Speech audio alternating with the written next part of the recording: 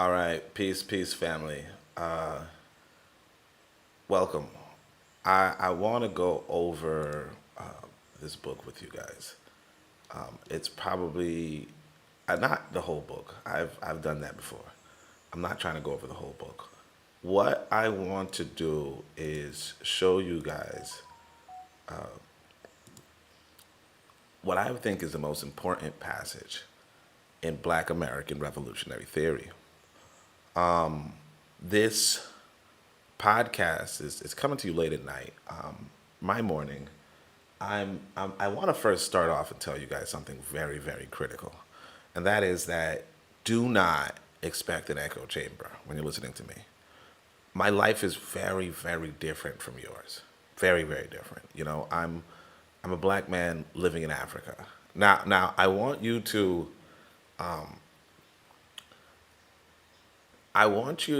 understand why I'm saying this, because a lot of times people will hear something and just sign off. A lot of people will hear something and say, I don't want to listen to this. I want an echo chamber.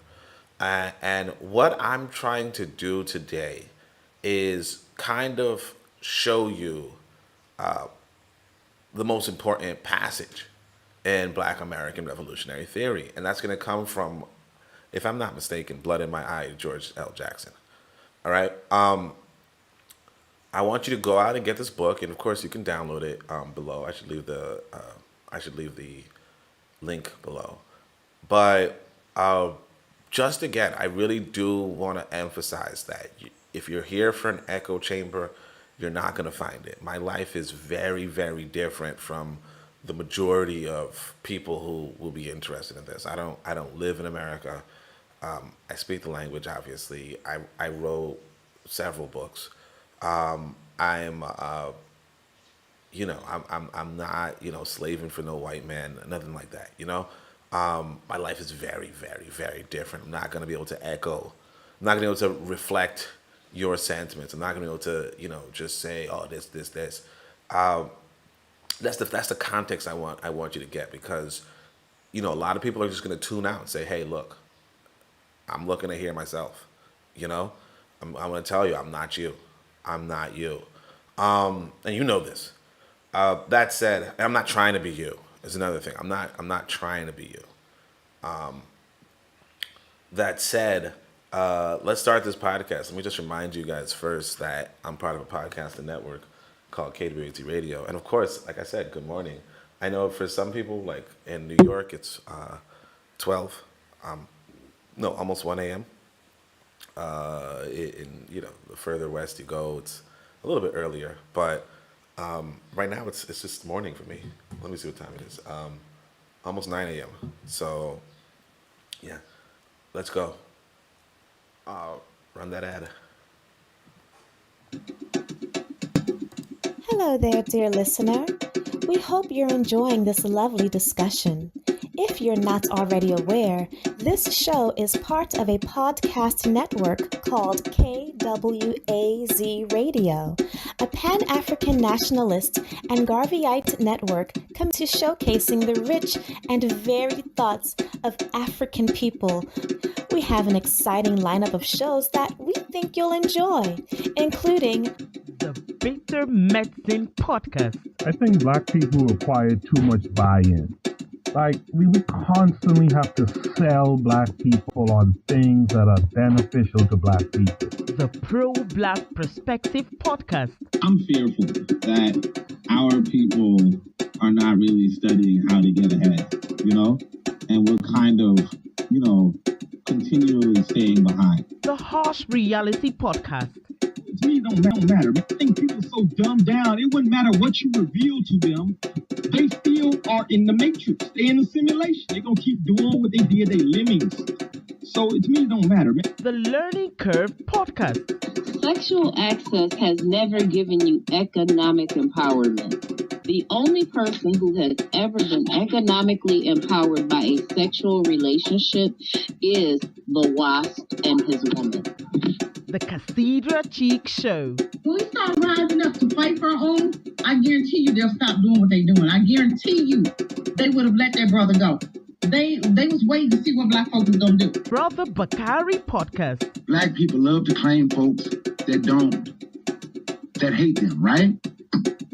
They're a slave master, and they are ashamed of who they really are. The Forecast Radio. Like, if you pray to the same deity as like your enemy, and that God blesses your enemy more than you may want to reconsider who you praying to, you know. And Tanzan, African Mind. Africans generally are welcoming of everyone. Sometimes, to my consternation, I think that they should be less, welcoming. If you love our podcast network, we would be grateful if you could rate and review us on Apple Podcasts. Follow us on social media, like and subscribe to our YouTube channel, and check out our website at www.kwazradio.com for more information. Thank you for tuning in. And now, back to the program.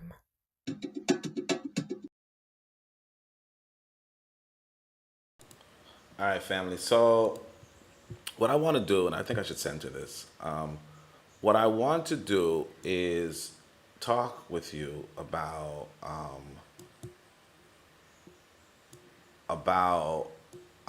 this book, George Jackson. Now, I'll tell you the context, because the context is pretty interesting. You might say, okay, look, you're in Africa. Why the hell are you even, like, what do you care? And it's a really interesting context. I'm laying down in bed, and randomly I get a dream. And the dream is kind of weird, okay? The dream is kind of weird because essentially Tupac's there. You know, like somehow I get into a conversation with Tupac.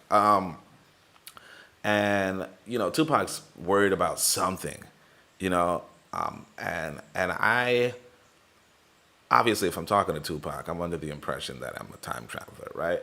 And so he's worried about something, and I say, look, dude, you're not going to die in this moment. You know what I mean? You might want to be careful around certain folk in the future, because I think we're in, like, college or high school or something like that, maybe college. And I don't know if Tupac went to college, but I don't even know much about Tupac, honestly. But Tupac's, I kind of convinced him, hey, look, I'm basically a time traveler. I know the future. Nothing happens to you right now. You know what I'm saying? Nothing deadly happens to you right now. You don't got to worry about death right now. And then he asked me, he says, okay, figuring that I'm a time traveler or something, right? He says something like, okay, are black people still being used? You know what I mean? In the future, something like that.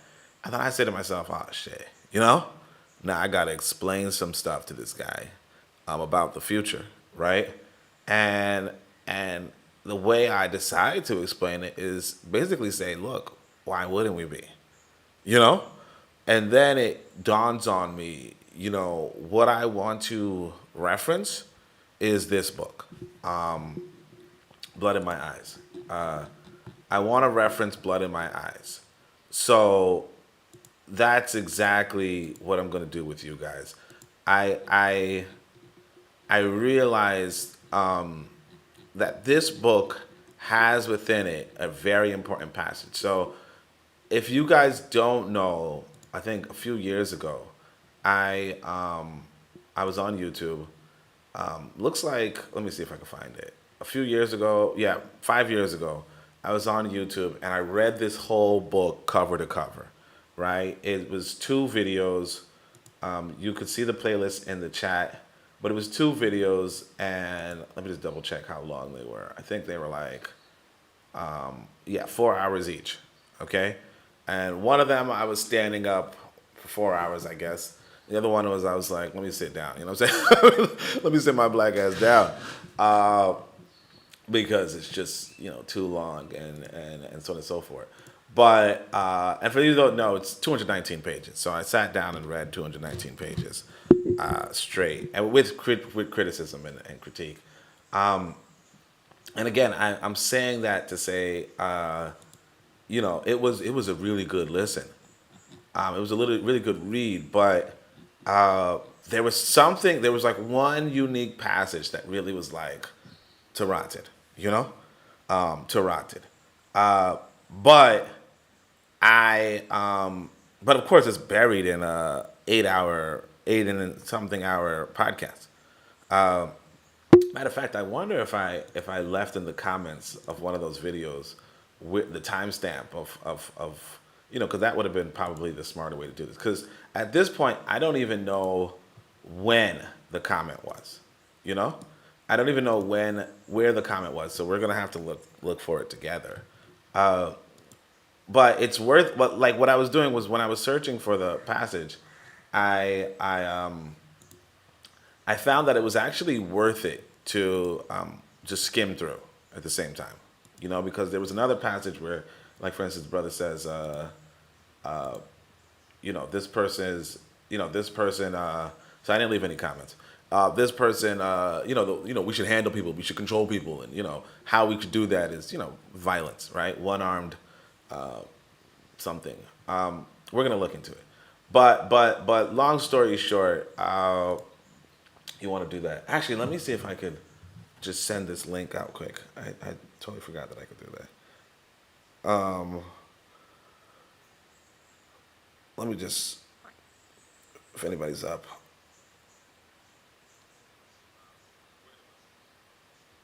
Anyway, if you're in the chat, just give your greetings, say your highs, do the likes and do the likes. Nobody's really podcasting at this time because it's super early.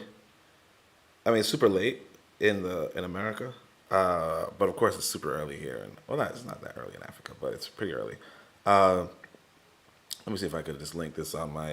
If you guys didn't know, I don't even use my Twitter anymore, but because why would you use Twitter? It's just there's no point. Like when you leave the country, you're no longer concerned with the country. You're really not. Like if you, the only reason why you're so invested in America is because you live there. It's because you live there and you work there, and they pay your salary. But if they're not doing that stuff, you don't care. You don't really care. Nothing has been willed. So we're just gonna scroll through this book. I feel like it might be too big. All right, here. We're just gonna scroll through this book and things. Real Black Gentleman's here. Shout out to Real Black Gentleman. RPG, how you doing, man? How you doing, brother? Let me just make sure this thing is live chat. But yeah, this right here is going to be George Jackson's Blood in My Eyes, and I'm not going to read it again. Like I said, I already read it. What I want to do is show you guys this passage that if I had a chance to talk to somebody in the past, and here's the thing too, I want you guys to realize, when we're talking about the past versus the present, if nothing is really changing, the past is the present.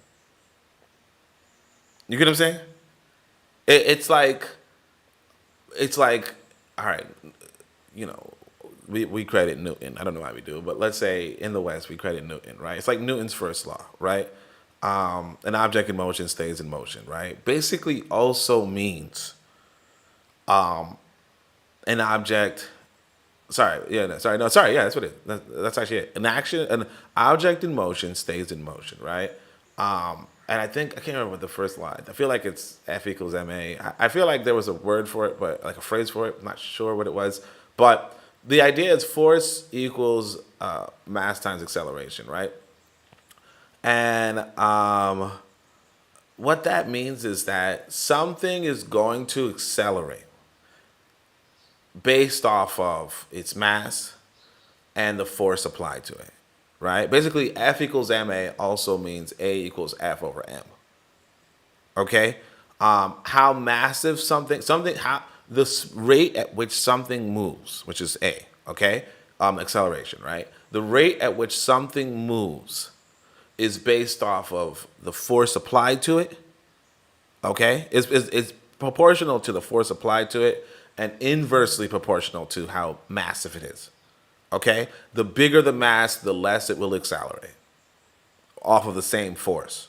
It's kind of like for instance, me reading this, right? Me reading this, if you look at Black America as a whole mass, right? The force of this podcast, like let's say the force of this podcast is a 10. Let's just give it a random number, 10, right? The force of this podcast is a 10. The acceleration of black people as a mass, right? Or the way that black people will change as a mass is proportional to their mass, okay? However, if you look at just one person, let's say only one person listens to this, let's say it's RBG, right? Then the impact for him might be a little bit more, what might be, is a measurement of his movement based off of this podcast, right?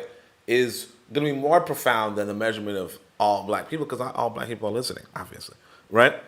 So that's just, basic science, explain the context. But the reason why I'm saying this is to say that, an object in motion stays in motion. Something that doesn't have any force applied to it, right, will have zero acceleration. Okay, acceleration means the change in velocity. Okay, so if it has a velocity, it will remain at that velocity. If there's no force applied to it, it will remain at that velocity. Okay, it will remain at that velocity. What does that mean? That means that if something is not growing, and there's no force applied to make it grow, it will remain at the same height, the same size, even after. Okay? Or even say this, if white people are getting ahead of black folk, if white people have a velocity higher than black folks, right? Let's say their development scale, right? Then 50 years later, white people will still have a velocity higher than black folk. Okay, so the question that this Tupac would ask me, right, which is, are black people still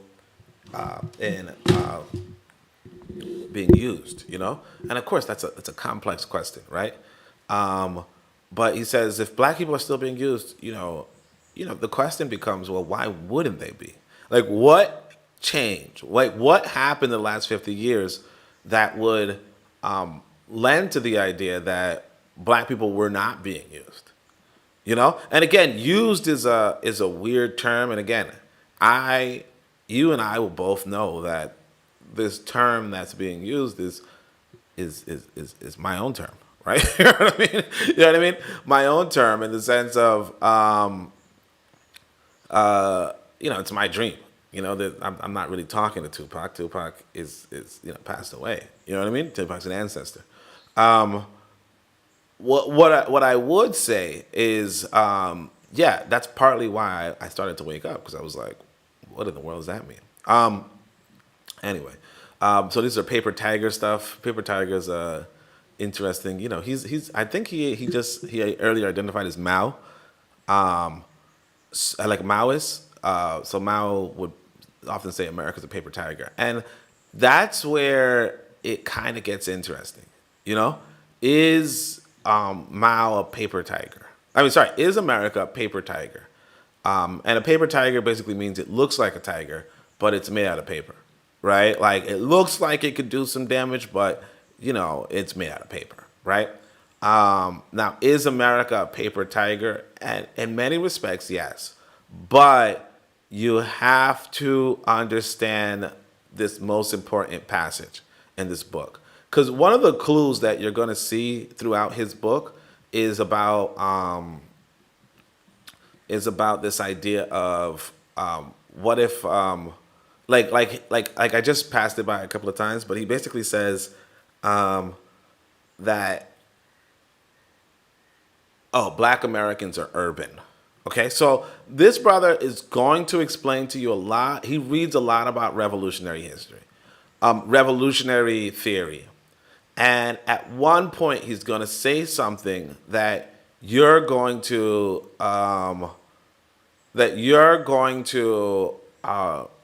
realize, oh, wait a moment. That's why you can't go back in the past and tell people. And that's why if somebody's confused about the position of black people, black Americans in America, why, if you look at it from a trajectory, from a perspective of, well, when are things going to change, right? why, if you look at it from that perspective, you gotta answer them, they're not gonna change. Okay? And it's because of this one very, very, very important passage. We're just gonna go over it. Now, right here, you kind of see George Jackson. He's really stressing his brother. His brother's 16 years old. 16 years old, and he had just that year been allowed to drive a car. So he's saying that his brother's saying it looks like he wants to kill some folk type shit, right? And he's really proud of his brother for this. Comrade Jonathan Jackson, 16-year-old boy, was like, it's come down on us hard now. There are 20 different breeds of pigs patrolling every street in the colony here. I mean, every section of the city, predominantly black. So he's basically fighting, Rambo style. You know what I mean? He's basically fighting Rambo style. Social Newtonian law. Social Newtonian, right? Yeah, pretty much. He's fighting Rambo style, Let me see. Give him also 2 comrades in arms, one equipped with an M60 machine gun, the other an anti-tank rocket launcher. Pigs or punks. Give me 10 cells armed, as I've just mentioned, and we can start to enforce some of the demands of the people. So again, this also kind of, like, what this brother is saying, and this is very, very important. And I say brother, you know what I mean? I mean, black man, but, I also guess this guy's brother. Then take the same situation, but give the brother a flamethrower stolen from the military. See, look, this is what I want you guys to emphasize. Like, this is what I want you to understand. I can't select the text thing. Let me see. Do I have a highlighter? Where is my highlighter? I don't know where my highlighter is. Okay, so I don't have a highlighter, which is interesting. Give me 2 seconds. Is this one a highlighter? No, because it's sorry guys, I'm trying to find a highlighter so I can do some highlighting, but it's not. It's not doing the. Let's see if I open this. I'm using a different kind of browser. Here, let's see if this one works.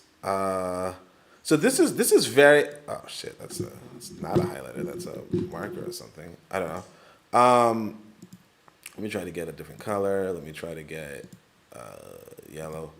All right. So this is very important, because essentially this guy's like, we could win. Okay, we could go toe to toe with these white people, except we don't have the weaponry. We don't have the firepower. You see what I'm saying? In the short run here, I mean, in a isolated tactical operation sitting within a particular political design with military weapons, we could easily outgun the establishment's first line of defense. So again, he says with military, and this is very, very, like, there's some hints here that a lot of people are not going to pick up on, unfortunately. Right? And the hint here is he's like, look, we could outgun the establishment's first line of defense. Okay? With military weapons. Okay? Where are you going to get military weapons with no military?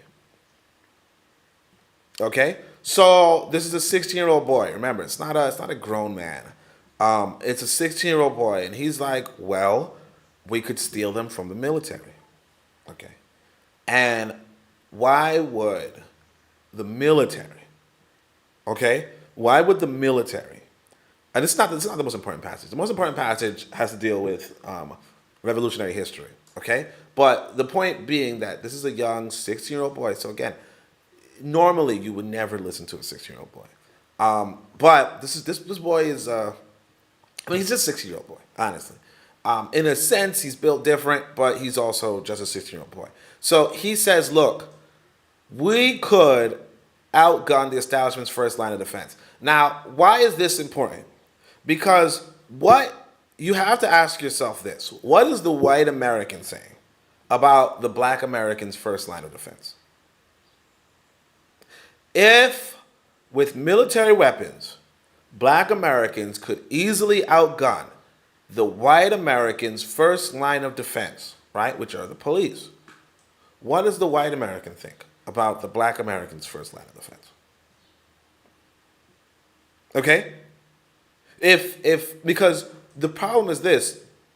What, for example, the first line of defense for the white American that's controlling the black American, right?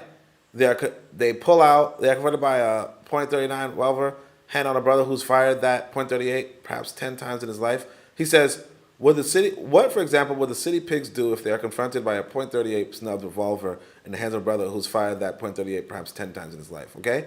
Then take the same situation but give the brother a flamethrower. So again, this is like, the imagination was, what is that? Grand Theft Auto. Before Grand Theft Auto was even, give the brother a flamethrower. Give the brother an armored van from inside, which he could have used said flamethrower. Give him an M60 machine gun and an anti-tank rocket launcher. Give me 10 cells, so on and so forth. And this is all true. Okay, this is all true. If somehow 10 groups of black Americans had armored vans with flamethrowers, M60 machine guns, and anti-tank rocket launchers, right? They could do some serious ass damage to the police, okay? To the police. That is very, very, very true, okay? But the question is, how in the hell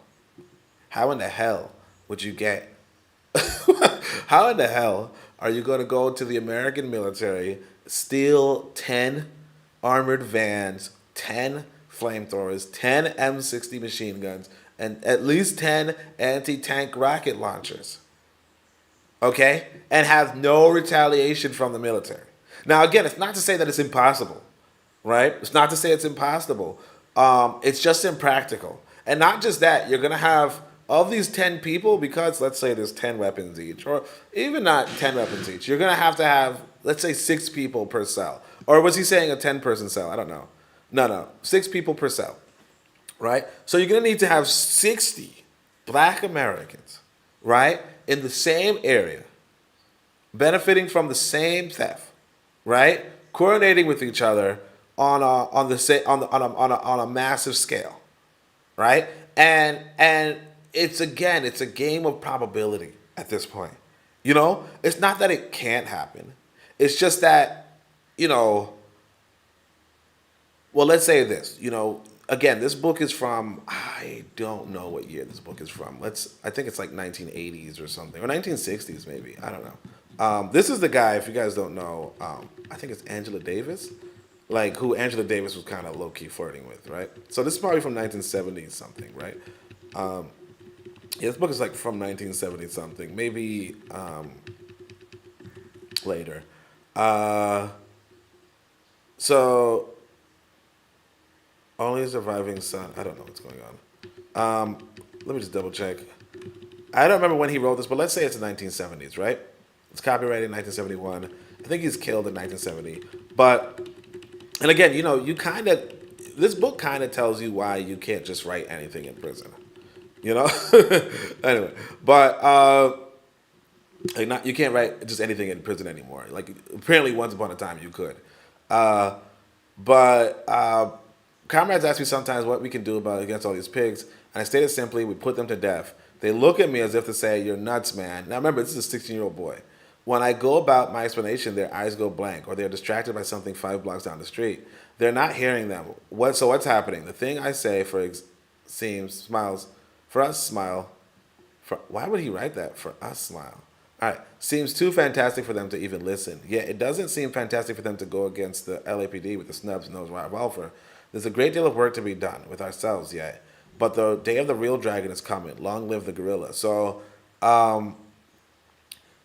basically, you got some old heads, like 40, 50, whatever, right? And you got this boy who's like 16 who's like, look, guys, if we just get our hands on some rocket launchers, we could definitely take it to these pigs. And they're looking at him like, what the fuck are you talking about? Where are we going to get rocket launchers? It's 1970. You know what I mean? Like it's 1965. The civil rights movement is, full throttle. We don't have any fucking rights. White people are not really letting us in our military unless to fight these world wars. Where are we getting rocket launchers? And of course, he's looking at them like, are you mad? Are you not paying attention? What it is. I want to show you guys the actual phrase, and of course, I can't find it. I mean, the thing is this: the book is good to the point where, so you see, he says Jonathan was 16 years old. I repeat, 16 years old. The book is good to the point where, if I go find the passage, I go straight to the passage. It's just it kind of loses. You kind of miss out on a lot of the book. But this is definitely the most, because again, you kind of peep. One thing that he says, like the thing he just said, his brother just said, in fact, right, was, look, if we had the hardware, right, we could overtake at least the first line of defense.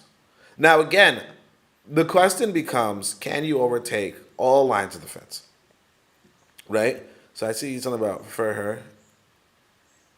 Because right here, actually, yeah, see, this is important too. Can power seriously be challenged without a response? Will the robber baron, the tycoon, the furrier allow us to seize his privilege without resistance? Can we steal it away from the greatest bandit of all time with a sleight of hand alone? Right? So again, these are, now again, this is not the passage. I'll tell you guys when it's the passage. But basically, and this is actually really important. I'm thinking about, okay, so let me give you a little backstory about me. So I want to be a programmer. Not I want to be a programmer. I sometimes,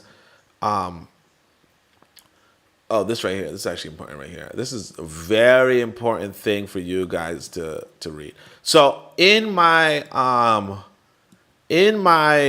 video game, I want to program. I like to think of human attributes, right? I like to think of let's say, gamify the human being. And one of the aspects of a human are these two factors, right?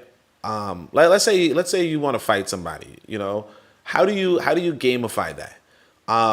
And there are examples of gamifying things like that, but the main thing you want to take away, or the main thing that I took away, is this idea of the dichotomy, right? The binariness of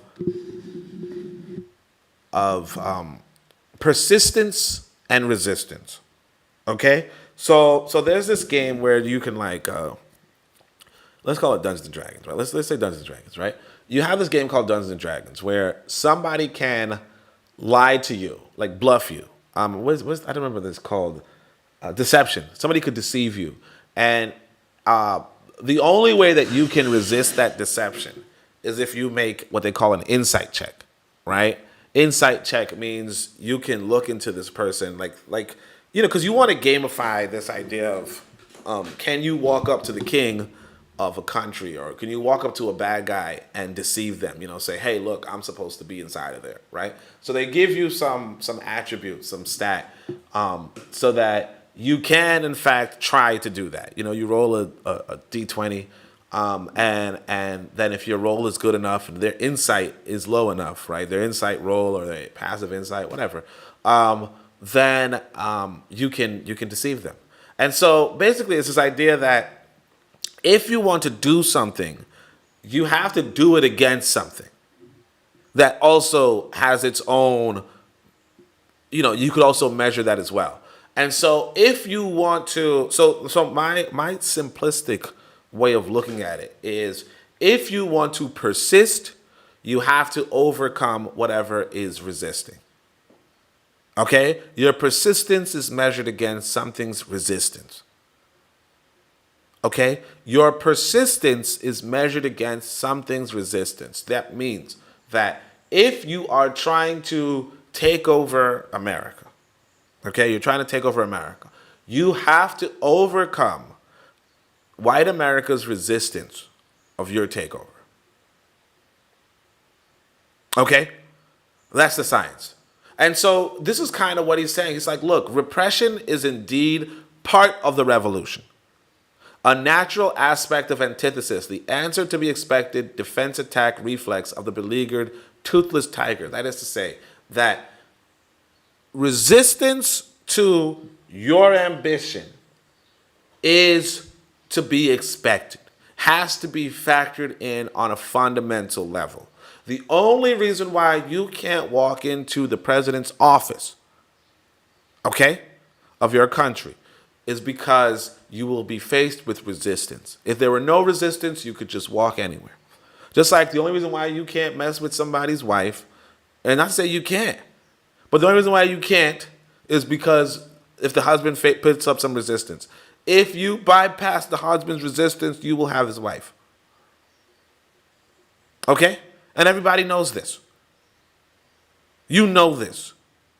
You go to a man, you see his wife looking nice, and you say, or you could go the girlfriend route, whatever, right? You see his girlfriend looking nice, right? As long as you don't go through him, as long as, he has resistance, he has his hand on her, he's with her at this time, that time, so on and so forth. But if he's not with her 24/7, you understand? You know how to find her. Now, of course, you could be out of your mind if you do that, sure. I'm not going to say you're out of your mind. You know why you do it, right? But the point is, it's a world of persistence versus resistance. That's the basis of the world. Okay? So he says, can power seriously be challenged without a response? Will the robber baron, the tycoon, the furrier allow us to seize his privilege without resistance? That is the word.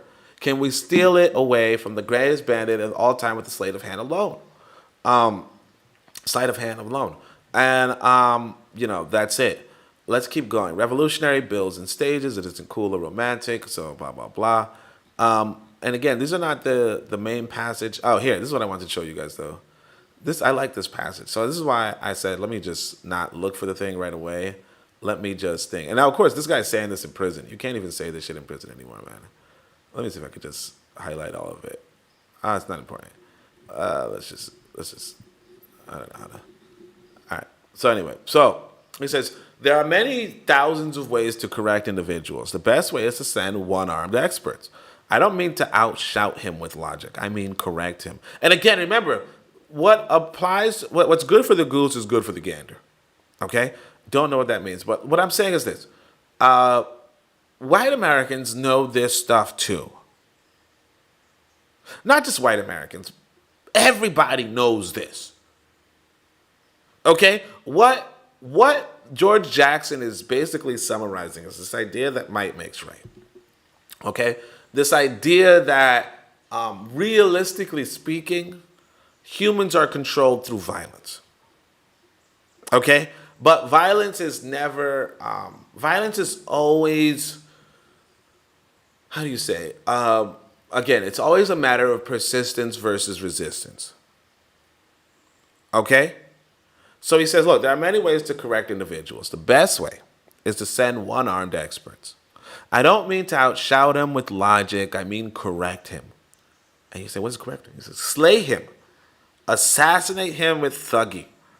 By silenced pistol, shotgun, with a high-powered rifle, shooting from 400 yards away and behind a rock. Suffocation, strangulation, crucifixion, burning with flamethrower, dispatched by a bomb. Auto accidents happen all day.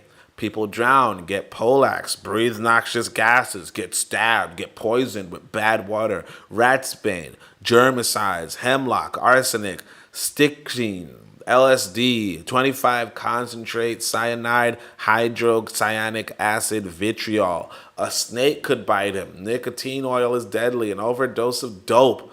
There's deadly nightshade, belladonna, datura, wolfsbane, foxglove, aconite, pantomime, botulism, the death of 1,000 cuts. But a curse won't work.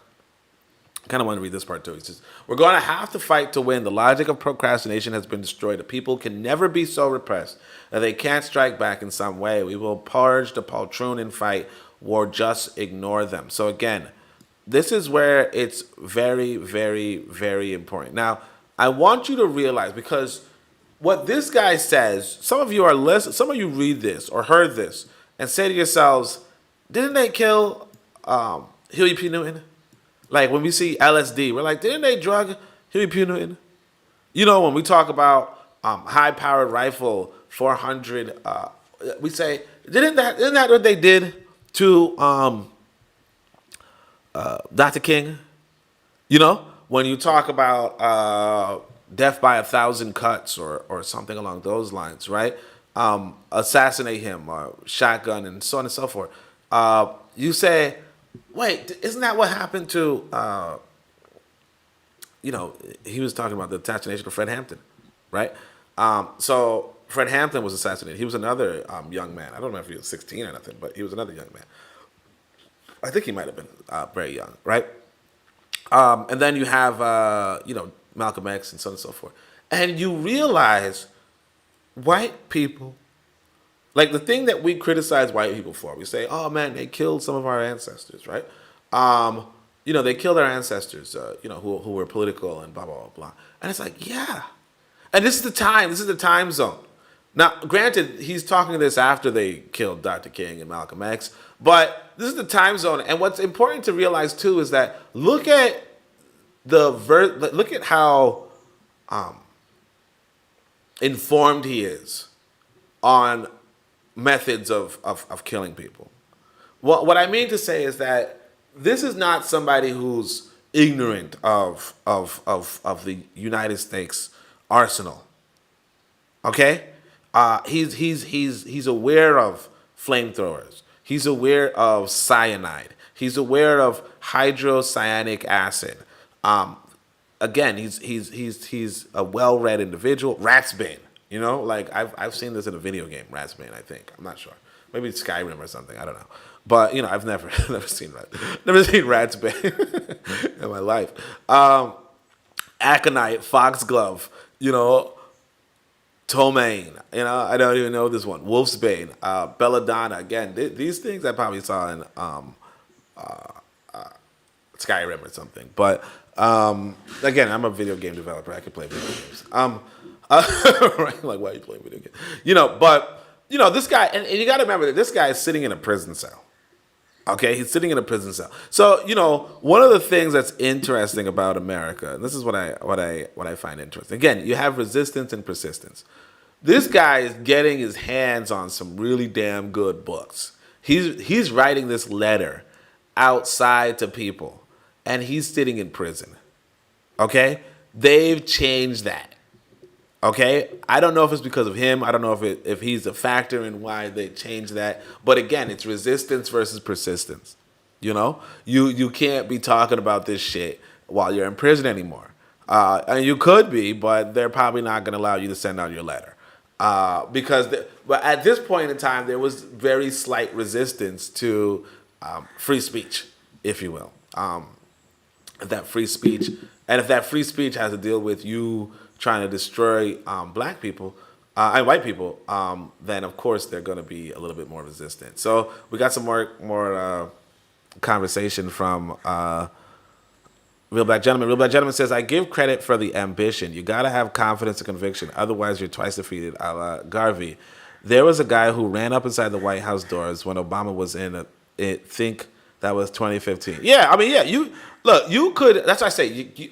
There's nothing really stopping you except for other people. You know what I mean? There's nothing really stopping you from doing things except for other people. So there's a whole institution. There's whole institutions for the defense of the system. And it's like, if you realistically want to take over an entire system or change an entire system, you're going to be faced with resistance because those people exist. I was thinking about this the other day. In fact, I'm listening to some American music. One of the American songs is Pumped Up Kicks. And I'm just saying to myself, when it first came out, I remember some sister was saying it. She was like, man, these motherfuckers singing this Pumped Up Kicks, and they wild, And I heard it, and I was like, oh, yeah, they wild for sure. But now that I'm in Africa, I'm like, oh, shit, they are wild, man. I don't know if you guys know, but there's this song called Pumped Up Kicks, and it's kind of a bop, It's some white boys. It's kind of a bop. I don't like to say white people got some good music, but they occasionally do, right? But anyway, let me say this, though. Right? I'm like fawning over these crackers music. Pumped Up Kicks is about school shootings. You know what I'm saying? It's about school shootings. It's about a boy going to school and saying, look, man, you might have some good shoes, but you can't outrun a gun. You can't outrun a bullet. And it kind of, and the reason why this song is so good or so insightful, why I'm talking about this song, is to say, the reason why I'm talking about this song is to say, these are white folk that you would not think would capture, like, are propagating the message of America, you know, or are propagating a message of might makes right. But it's so ingrained in them that they're dancing around to a song about glorifying a school shooter. You know what I'm saying? Or even not glorifying, but kind of romantic. It's kind of taking the side of a school shooter, someone killing children. And they're saying, look, logically, you might have, like, it doesn't matter who you think you are. It doesn't matter who you think, what you think you do. Face to face with my gun, you're nothing. Okay? Face to face with my gun, you are nothing. And that's really, you know, the big message. Your whole life as a child thrown away because I have the gun. And this is something that, this is the Western mindset. And the reason why, again, the reason why it's so important is because a lot of times you think, there was this, I never really recorded it, but there was this video, I think I was on Reddit, and I just kind of scrolled past it. But this guy was, this comedian, white comedian, made a hotline, okay?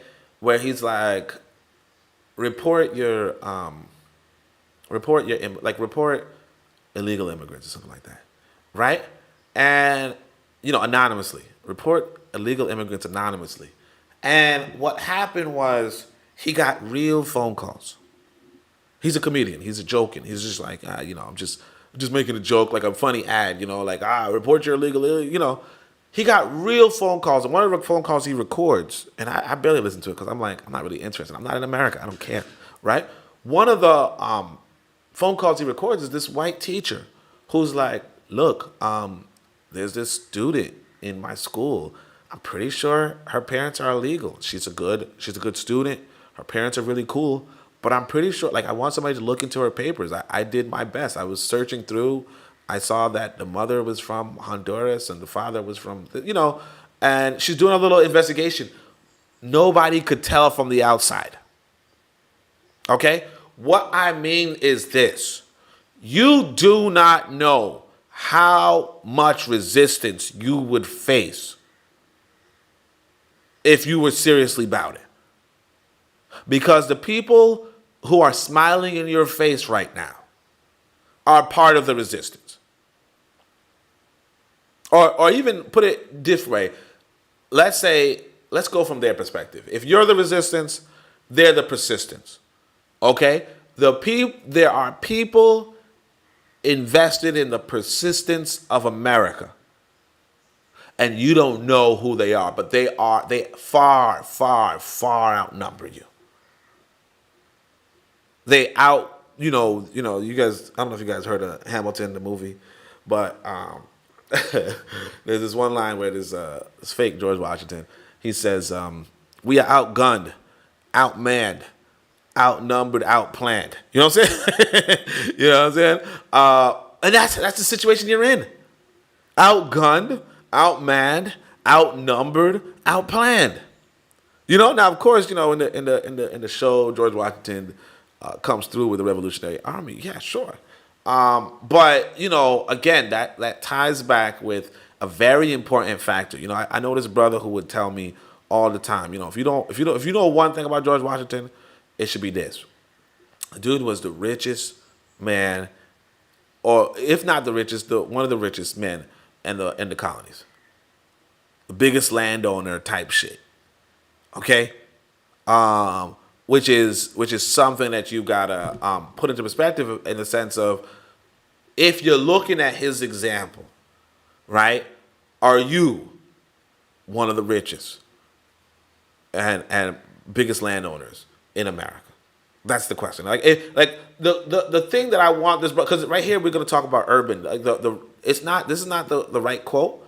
I don't know, but what I'm saying is that the most important thing you have to realize coming from this book, because he's talking about revolution, and he's going to constantly come back to this point about urban society, like urban revolution versus rural revolution.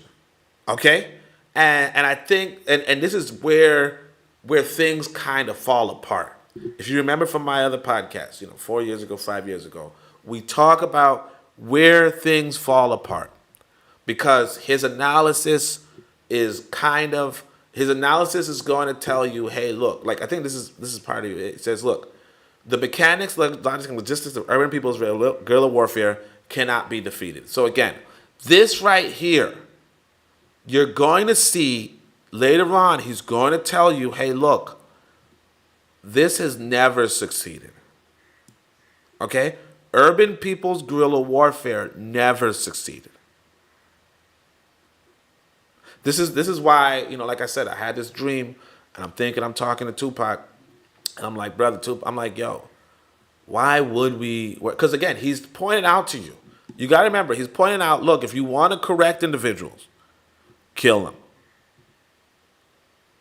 Okay? If you want to correct individuals, kill them. But remember, there are some ways to kill people. Like, look, you take a high-powered shooting rifle from 400 yards away and you kill somebody. Great. Do they have people who hunt down people who take high-powered rifles, who take down snipers? Yes, they do. Okay? They have a resistance. If they did not have because see, you don't have a resistance. If a white person, if a white American goes around shooting black people with high-powered rifles from 400 yards away, okay? Guess who's gonna pick up that white person? Another white person. Okay, we're talking about America. If you do that shit in America, another white person is gonna pick them up. I think we were talking about I don't remember what his name is. Some guy who's like, he was like in the black community and he was like eating people or some shit like that. I don't I don't really follow the story. I think they romanticized him recently, Jeffrey Dahmer, I think. Right? White people arrested him. I don't remember how many people he killed, but you can, if you want to, go into the black community and gun down and kill black people. And the only people who are going to stop you, I mean, I'm not saying black people won't stop you, if they're not also in the, active engagement of so on and so forth. But the reality is that your security force, we're going back to my book, right? Your security force are white Americans. And that's where I'm kind of like, wait, now hold up. You see what I'm saying? Because if white people are your security, you're in trouble. You know what I mean? You're not in the same, because, like this dude says, right? Like, you go back to his brother. I don't want to scroll up, actually. But you go back to his brother, and his brother's like, look, their first line of defense, their first line of security. But who's your first line of security? You understand? Either you have a first line of security or you don't. And if you do, who is it? Or you're just, what is your position in all of this? See, because where I'm at, I'm in Africa, okay, guys? I'm in Africa. I'm in Tanzania right now. It's early. My wife's sleeping. She's probably like, dude, why are you so loud? But it's like almost 10 a.m., right? It's early where I'm at, okay? Where it is in America, it's probably 1:43 a.m. I have my time set to American time because sometimes, I do some American shit, right? But what I'm saying is that I have not seen a white police officer in Africa. Like, I have absolutely not seen a white. I barely saw, like, from the time I've been here, I've seen maybe 3 white people. Well, all right, not true. Like maybe you might see some white people. Like if you depending on what city you go to, you know what I mean?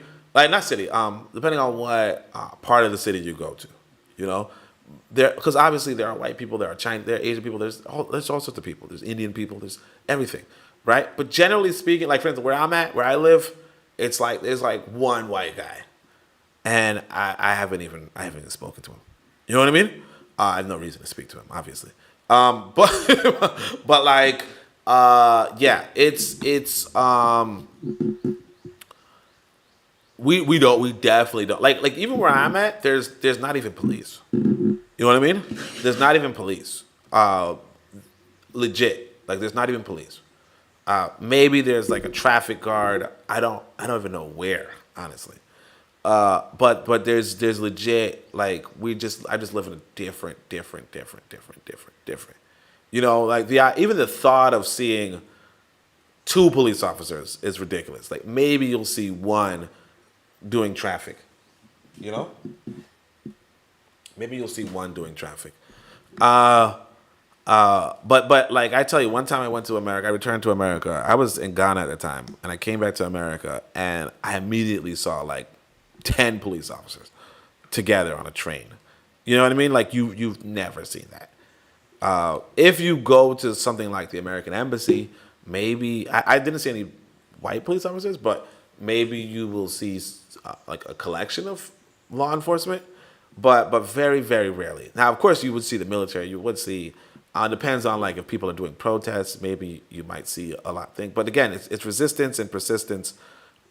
It's resistance. It's the dichotomy of persistence and resistance. You know, and the reality that nobody really.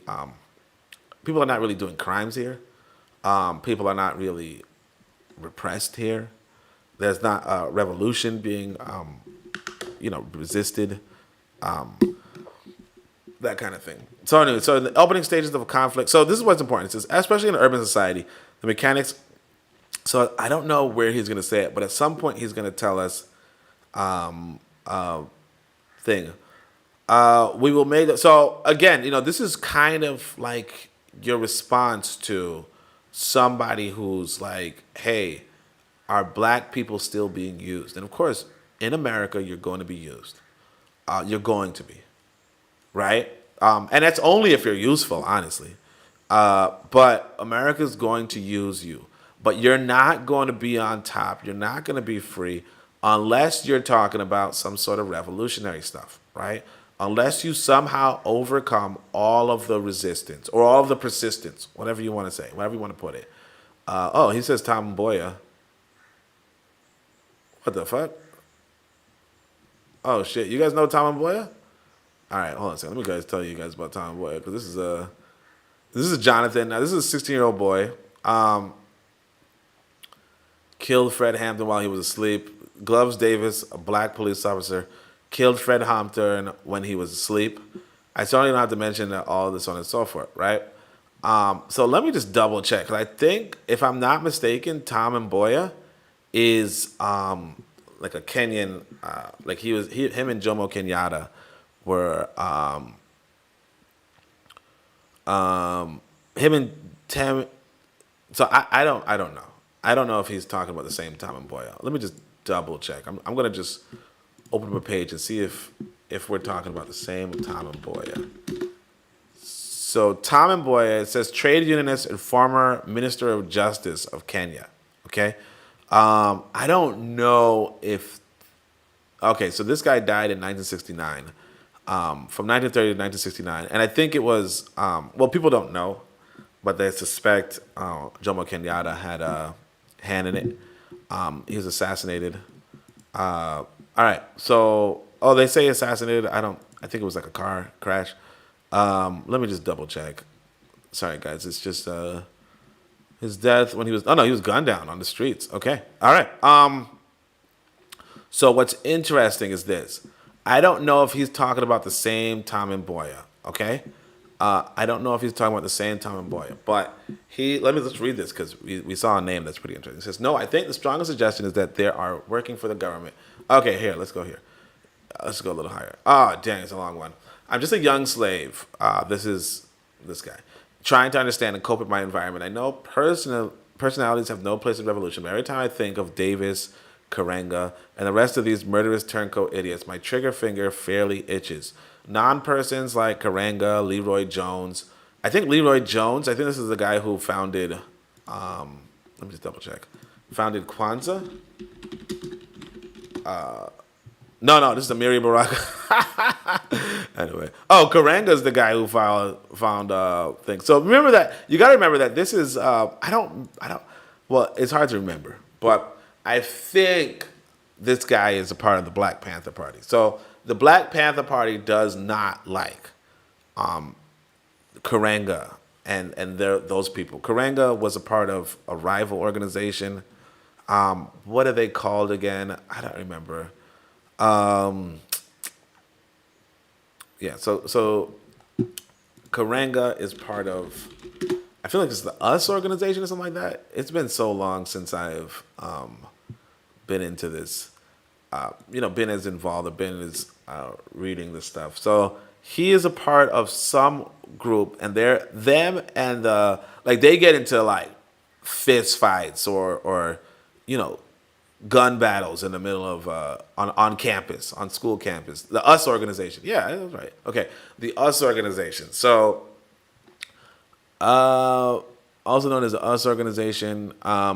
So he's a part of and so they're kind of fighting, the two sides kind of argue with each other essentially over it's basically black nationalism and symbolic black nationalism versus revolutionary, not revolutionary, but they're just different. There's different factions. The communist socialists, right? All right. So he says, look, other right-wing blacks are intelligent enough to know what they are doing. We cannot excuse them with the ease that they can excuse the average brother who has had no opportunity or inclination to search. So basically, he's like, look, I want to kill, right? Trigger finger. This is a 16-year-old boy, right? I want to kill Karenga and Amiri Baraka and all these guys because they know what they are doing. Now, what are they doing? I don't know, right? They know what they're doing. We can't make any excuses for them, okay? Now, you kind of see why. I think they gunned down his brother, right? The pigs, right? The mantle of ignorance doesn't cover their behavior. They have to know that when they attack socialism, the communist ideal and revolution, that they are not logically or illogically depending, attacking all that is white, etc. Okay, so he's like, look, when they basically you guys know.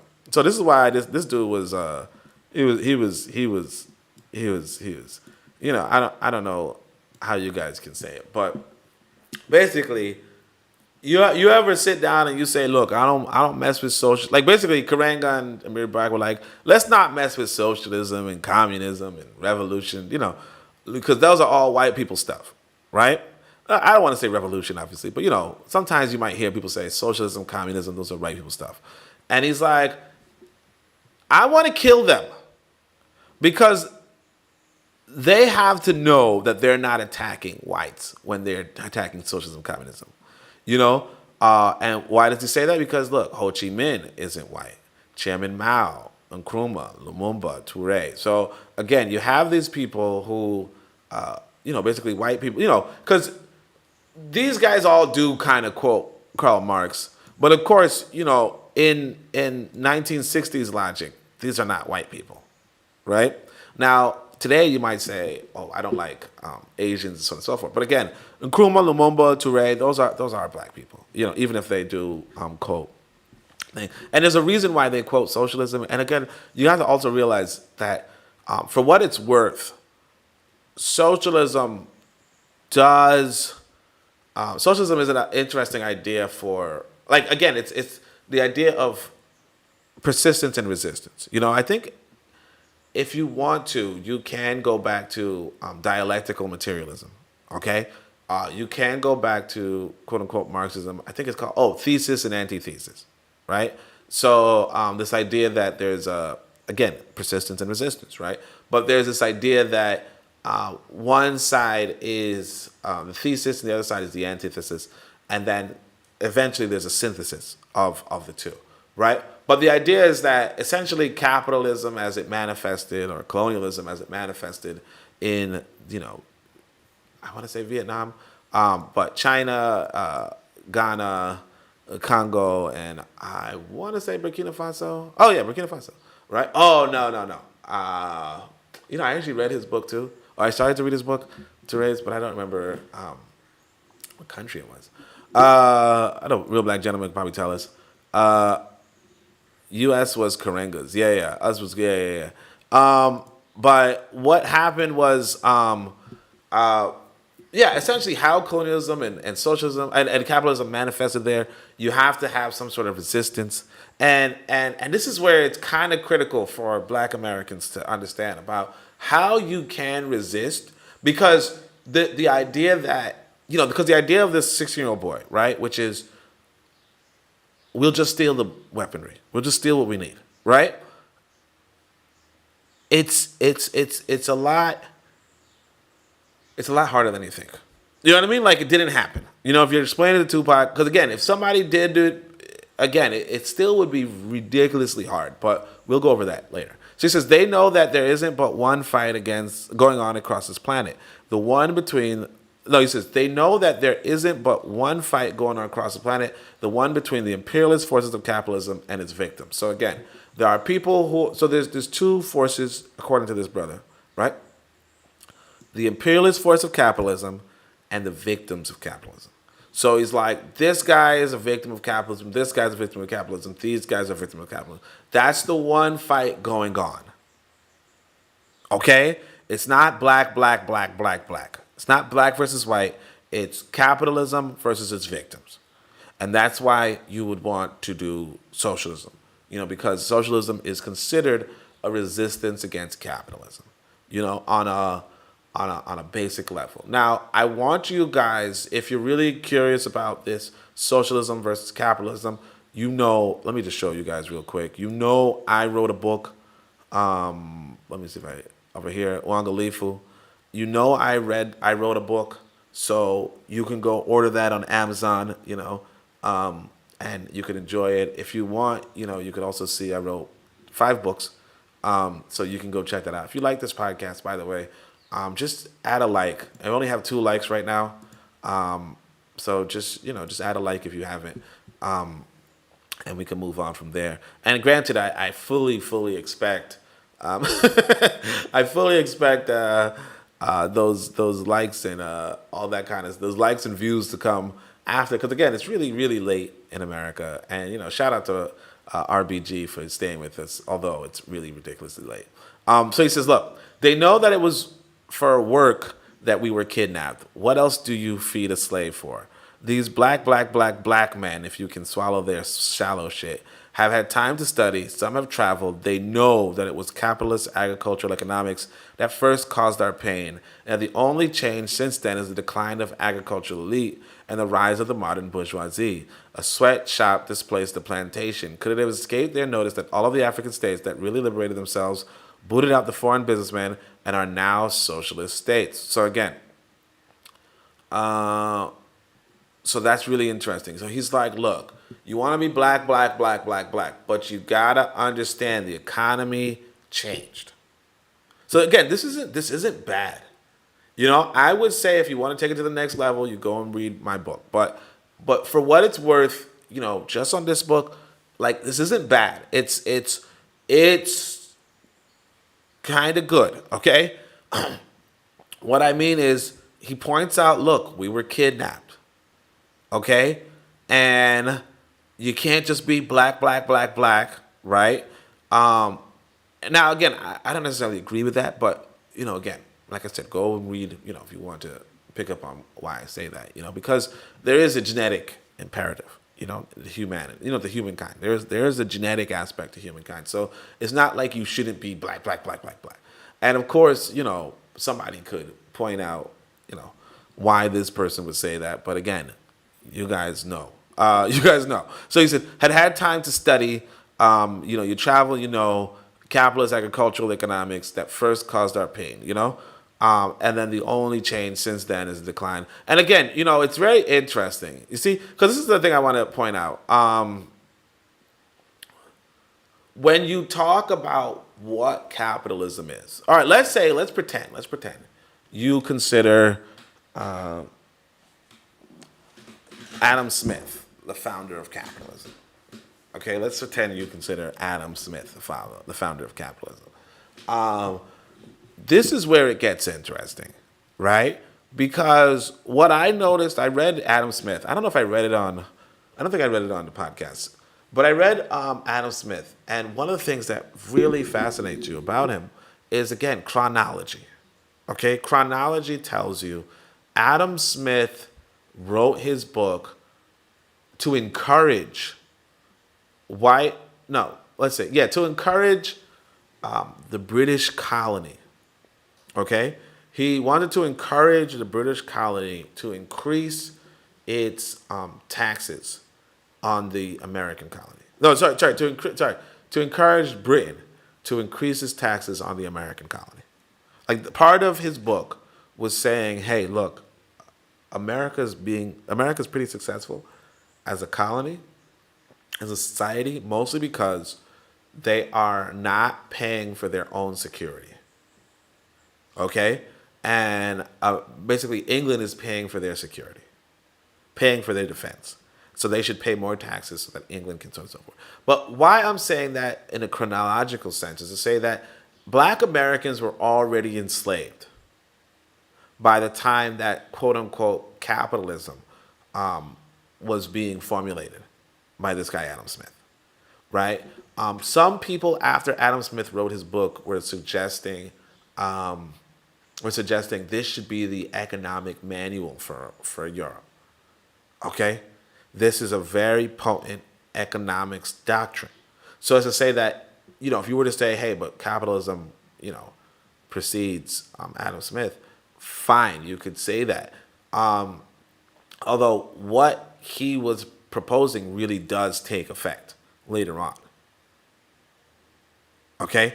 Now, you could say, hey, look, he just wrote the book, so he's not really the founder, he's not really the father, he's not really, he just kind of said what was already going on. And the thing is that I read the book, so yeah, he was technically saying what was going on different scales in different places, and he was saying what wasn't going on different scales in different places. Basically, he was recommending, hey, look, France, start doing this more like, how England's doing. England, start doing this like how Germany's doing, that kind of stuff. Like, he was trying to pick and choose and make unify an economic system. But that's where it comes down to. And really, I think we have to, if you want to say, hey, look, capitalism already existed, you probably want to go back to not even capitalism, just this part, caused our pain. You got to say to yourself, what really is at the center of all of this? And that at the center of all this is this idea of power, of violence, of might makes right. Might makes right. And like, for instance, you talk about the capitalist agricultural economics, right? What Adam Smith points out, for instance, is that Portugal and England have their colonies. But what Portugal does with its wealth and what England does with its wealth are totally different things. You understand?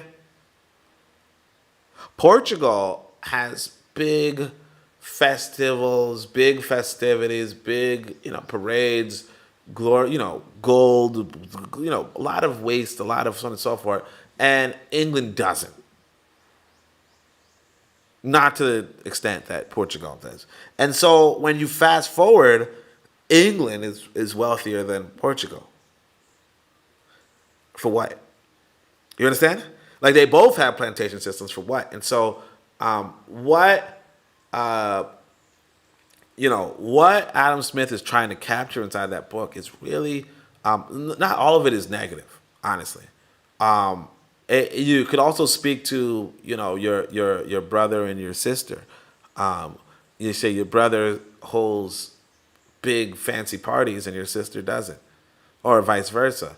And then when it comes to who has savings, who it's the one who's not holding parties. And that kind of thing is thing. Oh yeah, so right here he says Ron Karenga, head of Black nationalist organization known as US, right? So anyway, so why I was reading this was to show Tom Mboya. So he says, no, I think the strongest suggestion is that there are working for the government, the new house Negroes. And what better way is there for them to sell themselves to us than to scream black, black, black, black, like Tom Mboya, whose whole service for the CIA was to redirect the revolutionary rage of the people into a thing more susceptible with the interest of Western businessmen.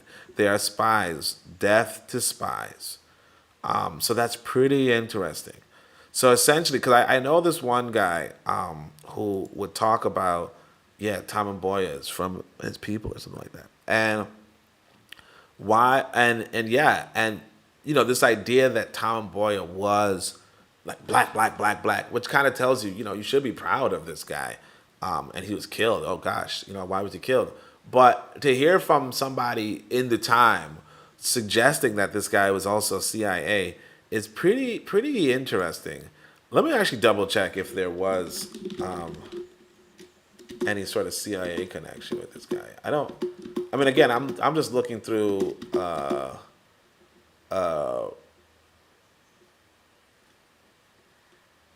was also known, who had known Mboya in his boyhood, publicly accused. So apparently Robert, so I'm looking at Wikipedia, which is not a good resource. I'm just, I don't really want to waste time, But they have, they say at the bottom of the Wikipedia page, something like, not the bottom, but like in the assassination section, they say, in a 1976 interview, James, a retired senior CIA official, expressed his opinion that Mboya was killed by the KGB as part of the Cold War campaign against pro-Western politicians in Africa.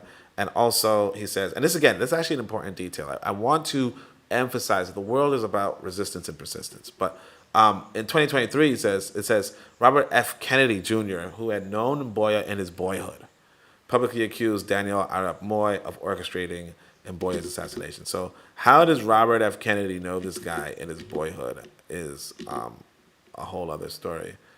And look, there's if you look at the thing, there is in the external links, there's an article archived called Kenya, Tom Mboya's fatal link with the CIA, and it's an Afro article. I don't know if I want to. Oh, it's archived, so I guess I'll click it.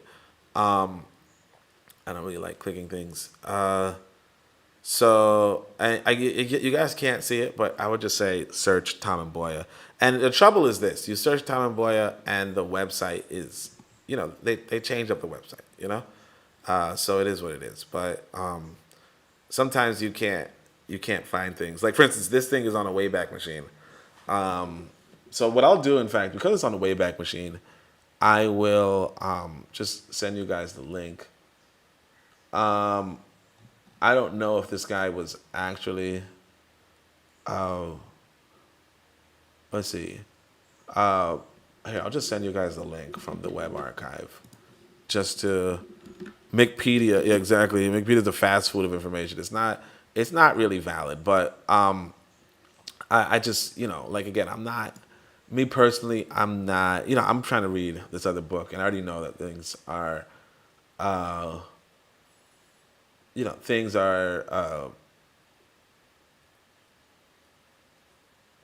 I already know that things are going long. Let's see. Just soon after, Mboya joined the CIA jet set, traveling around the world from Oxford to the UK. So I don't know if he was in the CIA. Could be summed up as one of selective liberation. The chief beneficiary was... Ramparts reported that the CIA program in Kenya could be summed up as one of the... So I'll show you guys the page. Like I said, what happens is this. Sometimes websites are taken down. Okay, websites are taken down. So I want to just show you guys... essentially, they can't... They can take down everything, obviously, but I'll just scroll through this article real quick. I'll show you guys the other page that I was at. Oh, it's not up anymore. But this is, you could screenshot, you could slow it down, that kind of stuff. Eventually on your own time. I mean, this is your own time, obviously. But bombshell, but she later changed her mind. Her last words, she would spill the beans at an appropriate time.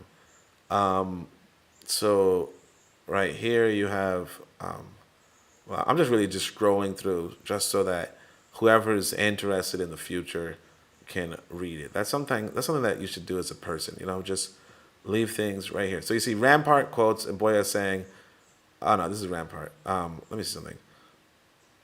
Boya was popularly known as TJ, was ideal for CIA's purpose. The main nationalist hero, so the chief beneficiary was Tom Boya, who in 1953 became General Secretary of the Kenya's Federal. So whether he worked for the CIA or whether the CIA just kind of supported somebody. And I think that's another thing that you have to remember. Like, whatever you do, wherever you go, there are going to be people with ambition who want something to be done. You get what I'm saying? They want something to be done. And so hopefully, I think the whole page, you guys could have seen it. And again, this goes back to, this is the page on Tom and Boya. So I don't really want to waste time with this, but it's just pretty interesting for this guy to shout out Tom and Boya. But like here you see on the bottom, and then here's the links on the bottom. Here's the links on the bottom. Where this is the one I clicked. So you guys can check that out on your own time. Look if there's a link. You can leave it in the comments if there is, But let's go back to the actual book so that we can all go home. So basically, he says whose whole service for the CIA. So now whether he was in service of the CIA or whether the CIA kind of just saw an opportunity, saw an opportunity to maintain control or to gain control in East Africa. Because again, you have to realize people have ambition. Okay? People have ambition. People are playing chess. If you don't play, that's fine. But people are playing chess. There's no way around that. If a country with a lot of natural resources is changing governments around the world take an interest. Okay, governments around the world take an interest. Who is that person who's taking control, and what are their opinions on business deals with us?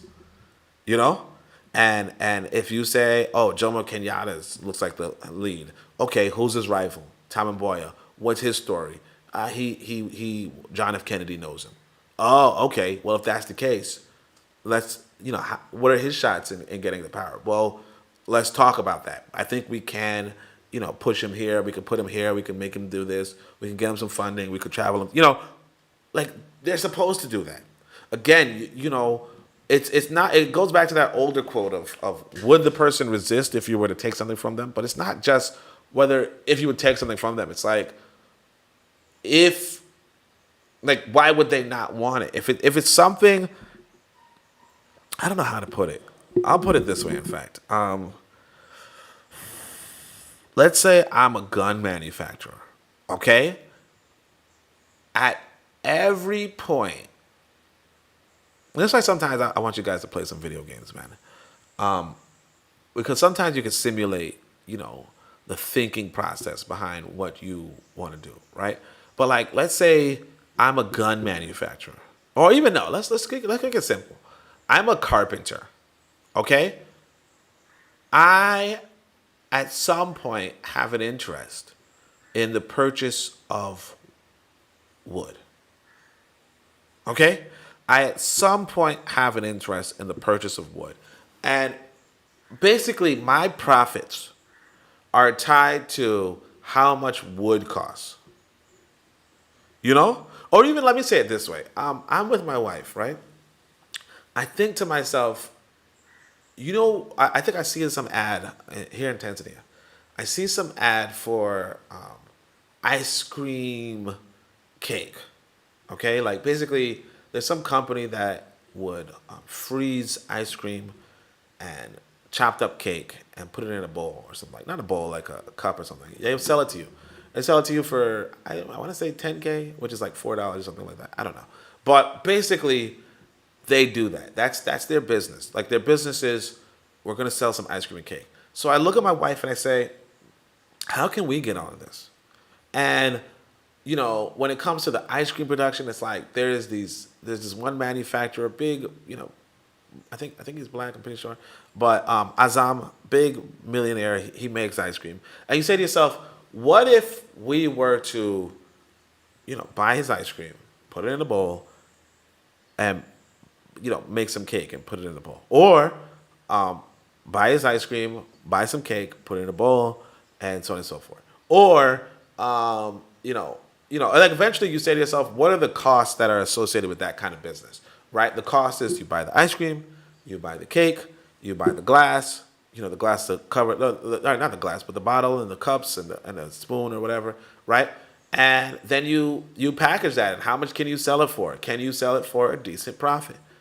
And you do the math and you say, oh, maybe not, right? And maybe there's too much work involved, right? Or you say, how about I just sell ice cream cones, buy ice cream cones, buy ice cream, buy this, buy that, buy a freezer. How much will that cost? And then you do the calculation, how much can you sell it for, and is it profitable? And you begin to realize, right, that what makes something profitable is how much you can sell it for and how much it costs you to buy it. Okay?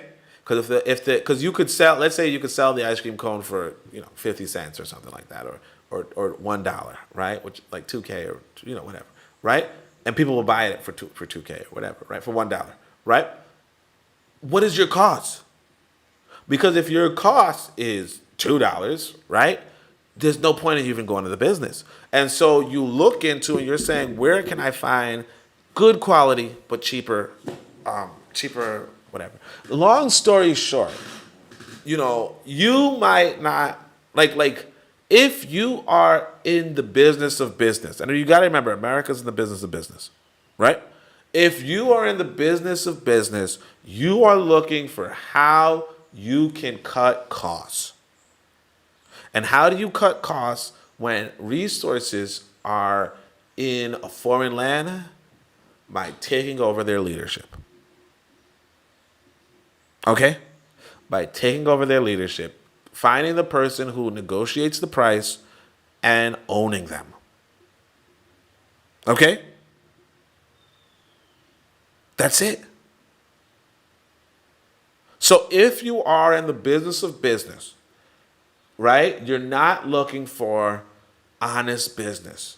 It's like not just that has honest business. It's like you're just looking for, how can I get a good deal? How can I get a return on investment?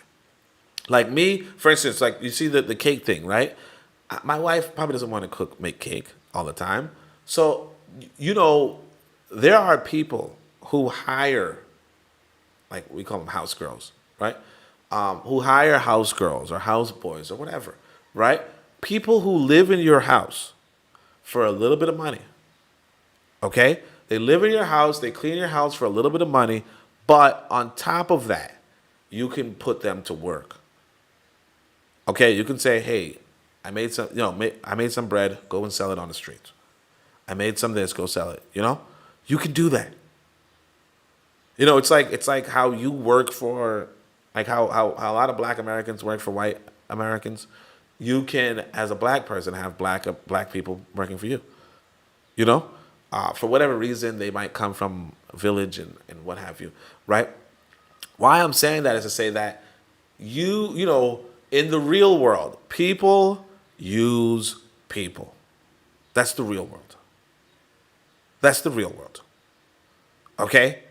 And a lot of it is through money, but a lot of it is for a reason that you use people so that you can profit. And you might say, well, that sounds like capitalism, right? But it is, unfortunately, it's common sense. No other way to put it, honestly. It's common sense. Anyway, let's go back to the chat. No action in the chat, but there's 3 times as many people. So shout out to the 2 other people. Welcome. I know it's late, Caribou, and all that. I don't think it's a person. All right, so let's just see if we can find So that was actually interesting. I didn't consider Tom Boyer being a spy, but I want you to realize, yes, America, whether he's a spy or not, because it doesn't seem like he's a spy, but whether he's a spy or not, America has an interest in the government of other countries. Everybody should. If you're interested in business, everybody should. Because right now, if I'm thinking, for instance, I want better power, or I want clean water, I want more clean water, I want more power, I want more energy, right? I have to be talking to people about the dams, what to do with the dams, and the only person you can speak to about the dams are the leaders of a country. You know what I mean? Like if you want, like basically, like for instance, I'm here in Africa, right? If you want the minerals in a mine, right? Who do you go and talk to? I was actually reading this article, a really interesting article. It was on Reddit. I wonder if I could find it. I probably can't. But this person was saying, hey, look, a lot of times people get scammed in real estate, okay? They get scammed in real estate because they don't check up on the paperwork. And the paperwork is often invalid, okay? I think that was actually a really interesting, it's a bit of a distraction right now, but it's a really interesting article about, not article, but some guy was saying he's seen a lot of people get, bamboozled in real estate because they're not checking back on the paperwork, okay? And that's like the fundamental difference between you and me, right? The question of, no, not you and me, sorry. The fundamental difference between, like if you go by the angle of government and if you don't, okay? Because if you say, look, I don't care about governments, right? I just care about this. You got to ask yourself, who is protected by the law? So, yeah, I found the article. The guy says, it's a little bit long. I wish I could show you guys, but it's on my phone right now. So I'm just going to read it. Or read the part that's important. He says, look, it's been a while since I last posted here about real estate in Tanzania, but I'm back. And this guy's in Reddit, Tanzania. He says, I've been seeing the same issue come up again and again with land buyers, especially first-time buyers and people chasing quick deals. The biggest mistake in buying land without independently confirming ownership. The biggest mistake is buying land without independently confirming ownership. Many people rely on brokers, local connections, or verbal assurances instead of checking the legal titles through official records, which is available irrespective of our informalities of the industry. Closely linking to this is failing to confirm approved land use, which leads to people buying land reserved for public use, conservation, or other restricted purposes where development is not allowed. Another common problem is using unauthorized local leaders or informal intermediaries to facilitate transactions. Deals done outside recognized legal and administrative structures offer little protection and often end in disputes. Inherited land is particularly risky when not all legal heirs are involved, as missing consent almost always leads to future claims. Be especially cautious with unusually cheap surveyed plots that claim to have title deeds. In many cases, the low price hides issues like disputes, forged documents, multiple allocations, or unresolved encumbrances.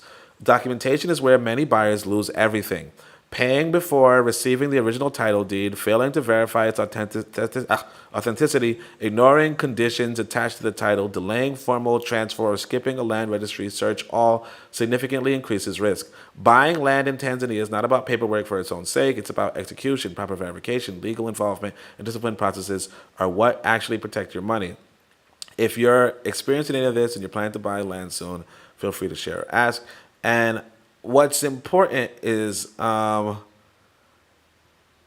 of course you see some white people in the chat talking about, shit, I want to go buy some land. But what's important is this, right? All of that, what he's saying about who's protecting your land rights, who is ownership, who verifies the ownership, all of that is tied back to a government. Okay? All of that is tied back to a government. So if you are interested in natural resources, you are interested in discussions with a government. Because ownership anywhere in the world is tied back to a government. You hear me, you say, "Oh, Oni, don't you own property in America?" Yes. And who would you go to verify that? The US government. Okay? Who would you go to verify that? The US government. Who could challenge that ownership that I have? The US government.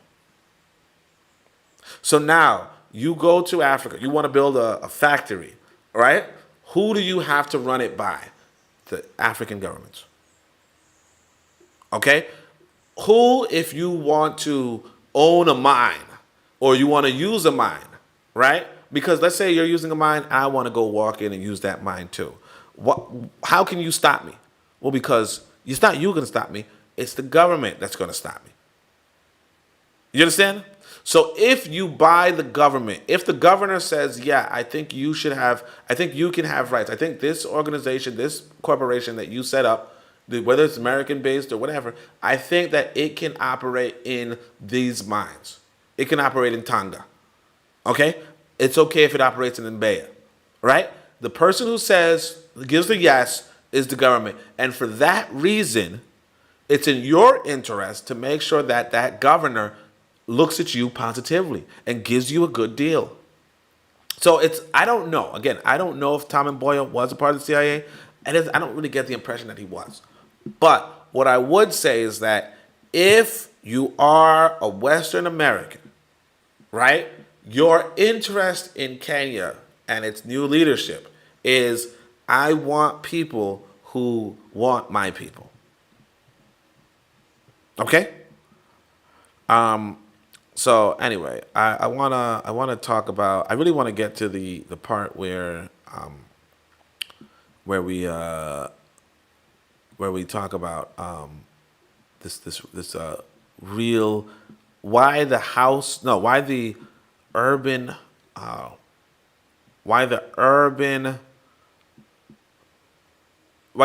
guerrilla warfare doesn't work. Okay? So he says, if we accept revolution, we must accept all that it implies: repression, counterterrorism, days filled with work, nervous strain, prison, funerals. Okay?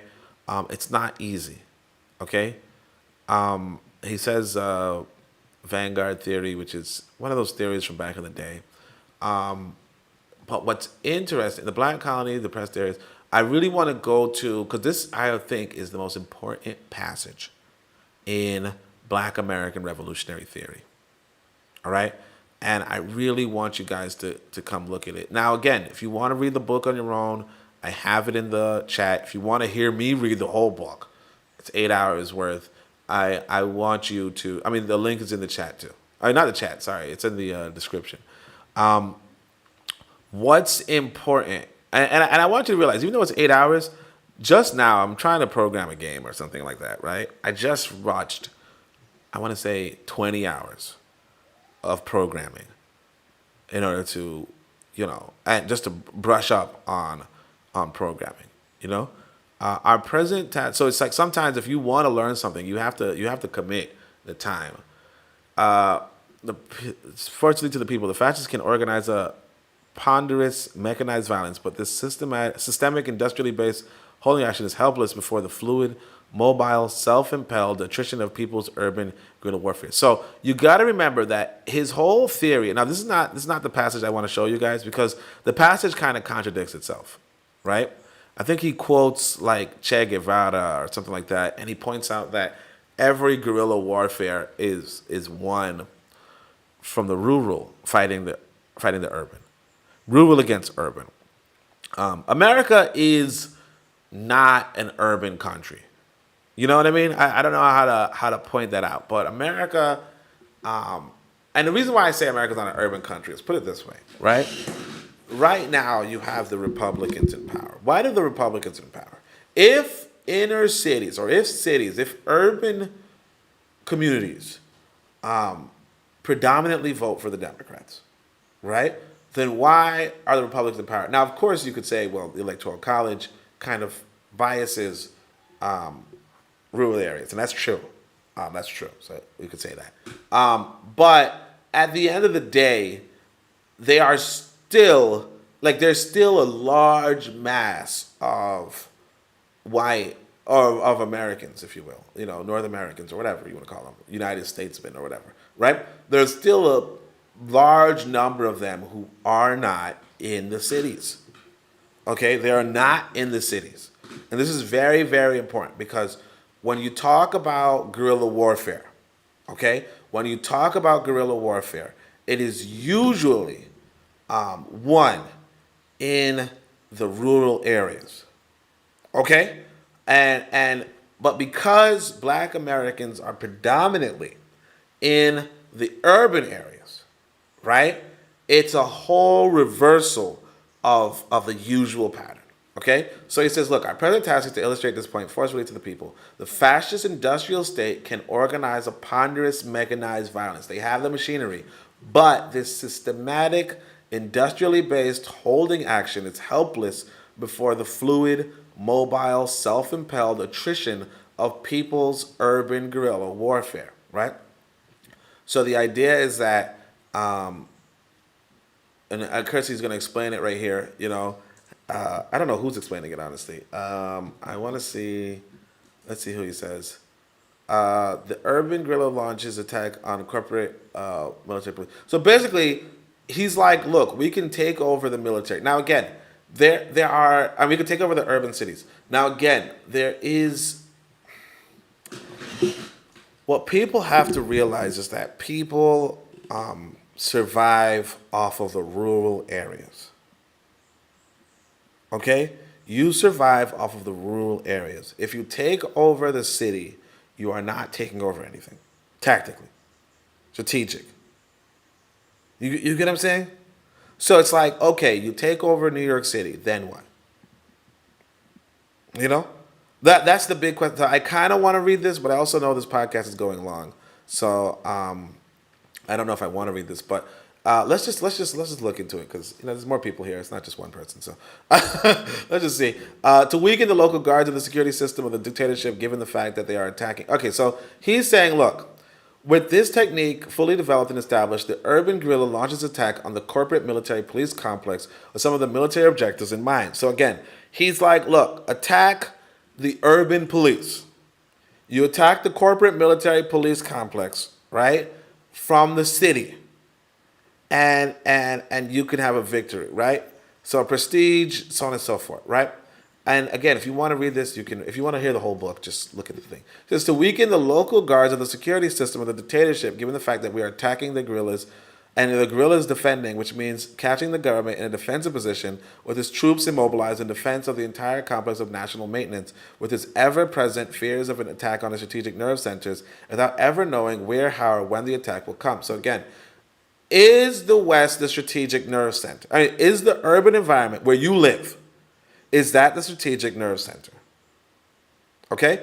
To attack on every side with many different armed groups, few in number, each self-contained and operating separately, to disperse the government forces in their pursuit of thoroughly fragmented organization instead of offering the dictatorship the opportunity to concentrate its forces, repression on the destruction of one tightly organized system operating throughout the country. So he's like, look, if you attack on multiple fronts, and I'm reading this quickly so that, we could just go past it. If you attack on multiple fronts, it will be harder for them to destroy you because you are not one single tightly organized organization, which is okay, right? To give proof of its combativeness, decision, firmness, determination, and persistence in the attack on the military dictatorship in order to permit all malcontents to follow our example and fight with urban guerrilla tactics. Meanwhile, the government, with all its problems, incapable of halting guerrilla operations in the city, will lose time and suffer endless attrition and will finally be forced to pull back its repressive troops in order to mount guards over the banks, industries, armories, military barracks, prisons, public office, radio and television stations, North American farms, gas storage tanks, oil refineries, ships, airplanes, ports, resistance of our sending members of the regime such as ministers, generals. So again, he's like, look, if you fight America, right? If you fight America on a guerrilla thing, it will have to pull back and try to defend itself. Okay? And it will cost itself money. So again, you have to understand, if you sometimes, this is the thing, sometimes you have to think like a white person. to understand what the fuck's going on. Let's pretend you're a white person. You sit down and you read this, or you hear this, or you begin to witness this, or you begin to think this, because this is not complicated thoughts. Okay? You begin to think this, and you say, what should I do? I should kill these black people who are trying to organize violence against me. Okay? In order to avoid this endless attrition, endlessly defending all your places, because like I told you guys, in Africa, we do not see police. We don't see police. We do see guards, okay, in front of banks. Okay, we do see guards in front of banks. So you will go past an ATM machine, right, and you'll see somebody with a shotgun in his hand. Okay, there's nobody else has any guns. Nobody's doing it. No, but there's somebody with a shotgun sitting down, chilling in front of an ATM machine. Okay, regardless of what city you go to, there's somebody with a shotgun sitting down, chilling in front of an ATM machine. That's it. And he's just chilling. Okay? Occasionally you might pass by some soldiers, but for the most, or some police officers, if you're like driving far or whatever. But realistically speaking, the only time you see any sort of security is for this. And again, there was a moment here in Tanzania where like there was an election, and then there's extreme, we had some extreme, police presence. But that was like for the election, But his point is this. This right here costs a whole bunch of money. And if you guys remember The Art of War, Sun Tzu, he will tell you, a lot of times you can win, like it's the cost of soldiers that really destroys a military effort. And so it goes back to what he said earlier. You would just kill certain people. Because their whole goal, like basically you would just destroy these cells that he's talking about. These armed groups, you would just destroy them. You would just arrest these people. You just put them in prison. Let them rot. And you will not be faced with any of this. Okay? If you stop them here, then you will not have to, it will not cost you anything. It just costs you the 3 bullets. Or it just costs you the imprisoning people. And of course, we sit outside and we say, oh, why do you have this person in prison for 20 years, 30 years? Why is this political prisoner? Why is this, why so forth? And it's like, well, this is the mathematics. If you can cause this kind of trouble on the outside, not saying you can, but if this is your goal, yeah, he's gonna arrest you. So he says, to increase irregular guerrilla disturbance gradually and endless ascendancy of unforeseen actions, such as the government troops cannot leave the urban areas to pursue the guerrillas in the interior without running the risk of abandoning the city and permitting rebellion to increase on the coast as well as the interior of the country. So again, you're not in the interior. You see what I'm saying? You're not on you're probably on some coast, but you're not in the interior. So you're just in the cities. And you got to remember, the cities are not really strategic grounds. Where you live are not. One thing I noticed when I was in America, I walk into a black area, and then I walk out of a black area, and I'm in a white area. And I said to myself, it is very possible, and I tell you guys this all the time, but it is very possible that every black neighborhood in America, maybe not every one of them, but a lot of the black neighborhoods in America, particularly the cities, right, are surrounded by white neighborhoods. Okay? And they do not, listen to me, the reason why you talk about food deserts is because they do not feed themselves. You understand? See, if you own a rural area, guess what? You can feed yourself. You can hold out. You can win the battle of attrition. You do not feed yourselves. You do not have access to good food. You will starve. You cannot hold a revolution. Now, again, I want to get to the main part of this book, but you cannot win a revolution from the cities because you are not feeding yourself. Who cares if they're like, hey, we got to defend ourselves because there was this brother, Christopher Dorner.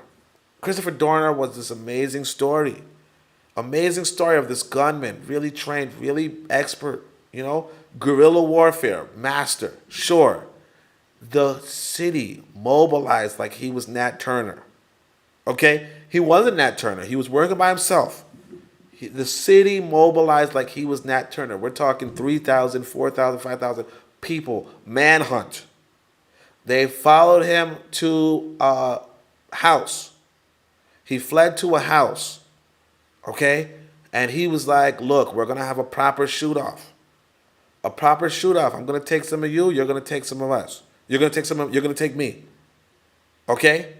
Remember his story, guys. He said, we're going to have a proper shoot-off. The white people said, why the fuck would we shoot you down? You are surrounded. And he said, yeah, I'm surrounded, but you got to be here to surround me, don't you? And they said, no. We don't have to fight you. If you get surrounded, we do not have to fight you. You're talking about a battle of attrition. The only person who will fucking lose in an attrition battle is you, because you are just in a house. As soon as that fridge is empty, you have nothing. As soon as your fridge is empty, you have nothing. And they didn't even wait for that. They said, we chased you to this house. Guess what we're going to do? We're going to set this house on fire. There's no value in your home to us.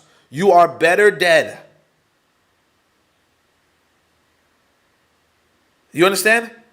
They surround you and they do the math. Do we need you alive? Do we even need your house? We don't. We set it on fire.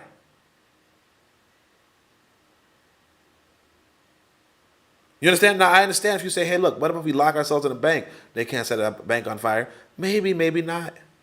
I mean, they could, but maybe, maybe not. But you didn't lock yourself in a bank. You're trying to wage war from your neighborhood. They do not care about your neighborhood. If they cared about your neighborhood, it would not be your neighborhood. Okay? You know, this idea that, oh, yeah, they're going to have to defend it. Yeah, they're going to defend this shit, their airplanes, their ships, but where are these airplanes and ships in your area? So all they have to do is surround you, which they already do. Understand? You know, look, if you live in a black area, to tell the truth, you live in a black area, right? Go outside for a walk. I remember one time when I was in America, this brother was saying, you know, so I'm in Brooklyn, right? I was in Brooklyn, right? And I think he said he ended up on, damn, I can't remember the name of the street anymore. I want to say, shit, I don't remember the name of the street. But there's this Ocean Avenue, maybe? I want to say Ocean Avenue. Maybe it's not Ocean Avenue, but there's some street. Okay, so those of you in New York City, in Brooklyn, you guys know you can take Kings Highway, right? All the way down to, you know, the Kings Highway train station, the one with the queue and the whatever. And then eventually you get to like where there's a KFC, Taco Bell type stuff. Now that street, okay? If you go down that street, you're all of a sudden, I think it's Bensonhurst, or basically you're in Russia. You're either in Russia or you're in Israel. You know, like you're in some white area, okay? Why I'm saying this is to say that the guy, he's from the hood or something like that. And he says, I think he ended up on that area. Maybe not that area, but he ended up somewhere and it gave me the image that he was in this area. And he said he went to a store and he was looking at it and it was just glass. And he kept looking at it like, is this place opened or closed? And he's like, he never in his life saw a store that didn't put its gate up. You know? That didn't like close down by putting that gate in front of it. And I think we have that here in Africa too, those gates or whatever, right? But basically, he's in an area where people, you know, like you could just leave your house. Like you could leave your store fully visible in the middle of the night. And he's like, what is this, right? You know, type stuff. But what it dawned on me was that this dude never fucking walks. Because me, personally, I used to walk like a bum. You know what I mean? Like I had no fucking job. You know what I'm saying? Like I used to walk, I want to say like 7 miles. You know what I mean? I don't know how many kilometers that is. I'm still, whatever. Freedom units, right? But I used to walk like 7 miles in a day, just for the sake of it, And you would go through different areas. And like I said, you would be in a black area and you'd end up in a white area. And then you might end up in a black area. And then you'll end up in a white area or an Asian area or whatever. And depending on, if you just walk straight. And a lot of people don't just do the legwork. But what I'm saying is this too. If you're, like, again, I walk 7 miles or whatever, right? I never saw no fucking oil refineries. I'm in Brooklyn. I never saw no oil refineries, gas storage tanks. Maybe I might have seen that. Ships, airports. The airport is fucking far from where I live. You know what I mean? I'm not saying you can't live next to the airport. Sure, you can, but, most of us ain't. You know what I mean? Residents of astounding, like, again, if you're trying to get from point A to point B in broad daylight, it's very hard to be subtle. I've seen these white people mobilize these big ass military vehicles. I'm not going to hold you. But again, it's not subtle. You know what I mean? It's not subtle. So yeah, if you're moving military hardware across America to get to strategic places, sure. It's not that it's not possible, but again, and the thing you got to realize too, you're in America versus you're in Africa, right? You are under some heavy ass surveillance. The minute I touch down in America and get myself to my house, right, or whatever, I'm on camera. If not me, the vehicle that I take, I'm on camera. My route is exposed. I'm using Uber or some shit. So anybody wants to know where I'm at any point in time, they can investigate. I'm under surveillance. If I walk around my neighborhood, if I walk to my grocery store from my house in America, I'm on maybe 10 security cameras on the way. And I'm mostly talking about the stoplights. But if not, the businesses that have multiple cameras, facing outside. In Africa, it's not remotely the same. Okay, if I could probably, like, I don't even know if I think I was on security camera yesterday. Yeah, because I was in like a fancy restaurant, but that's about it. There's no stoplights here. You know what I mean? Like there's barely any businesses with wasting money on security cameras outside. So like, yeah, there's just a big difference. But anyway, so he says, to oblige the army and the police with the commanders and their assistants to change the relative comforts and tranquility of their barracks and the usual rest for a state of alarm and growing tension and expectation of attack and search for tracks that vanish without a trace. So again, this is a lot of imagination. And again, you got to remember, this guy's in prison.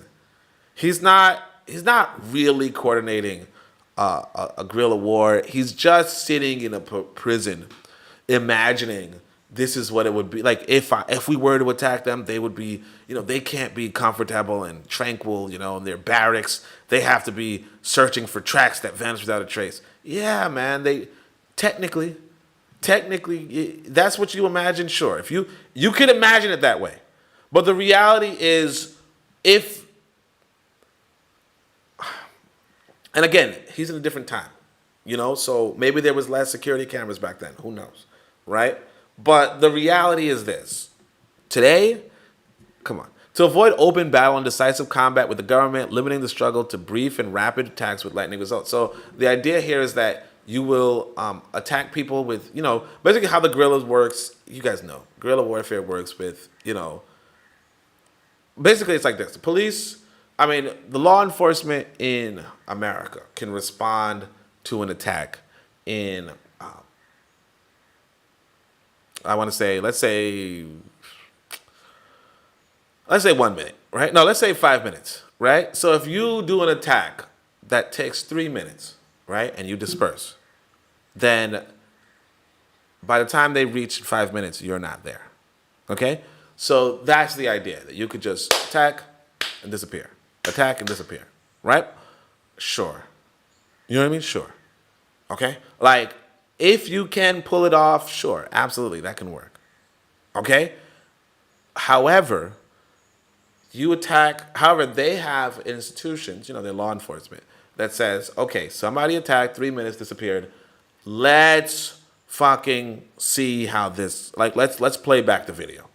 Let's play back the tape. Let's read into their modus operandi. Let's research, let's investigate, let's find them out. And if you do it one time, maybe they won't catch you. If you do it twice or 3 times or 4 times, maybe they won't stop you. Okay? But the question is, how often can you do this? For real, for real. 1. 2, and of course, like he says, you know, they will change their tactics if it's the case that you are continually doing this. How often you can do this, for real, and then on top of how often you can do this, right? What about it? You know what I mean? Like, what about it? You're talking about a population, because again, let's say you have 10 cells doing this. 10 cells, 60 people, sure. You're talking about a population of, I want to say, 350 million, let's say. I don't know the population of America anymore, but you're talking about a population of 350 million. Okay? You're talking about a police force. Yeah, about 350 million. You're talking about a police force in New York alone. I believe it was like 1 million people. Let me just double check. New York police. And again, this is just New York. Police number, right? Number of officers is, I want to say, they don't even tell you. Let me see. Number of officers. I wrote down number. No, New York police number. Oh, it's not 1 million. It's about 40,000 people. Okay? If you're talking about, and it's the largest police department in the world. No, in the United States. If you're talking about taking over these people with these random, and again, if you're doing this kind of heavy military thing, you know, you're not even dealing with the police anymore. You're dealing with National Guard and militaries, navies and shit. You know, if you're attacking ships and ports and all that kind of shit. Yeah.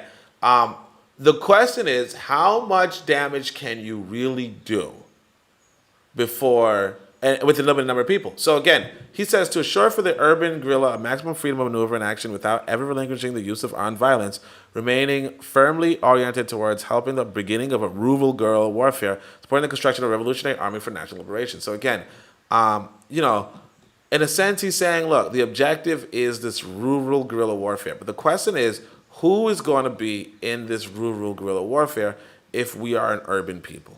Right, so I do want to just get to it because I think I already kind of exposed what the main thing is. And again, let me see how the chat is going.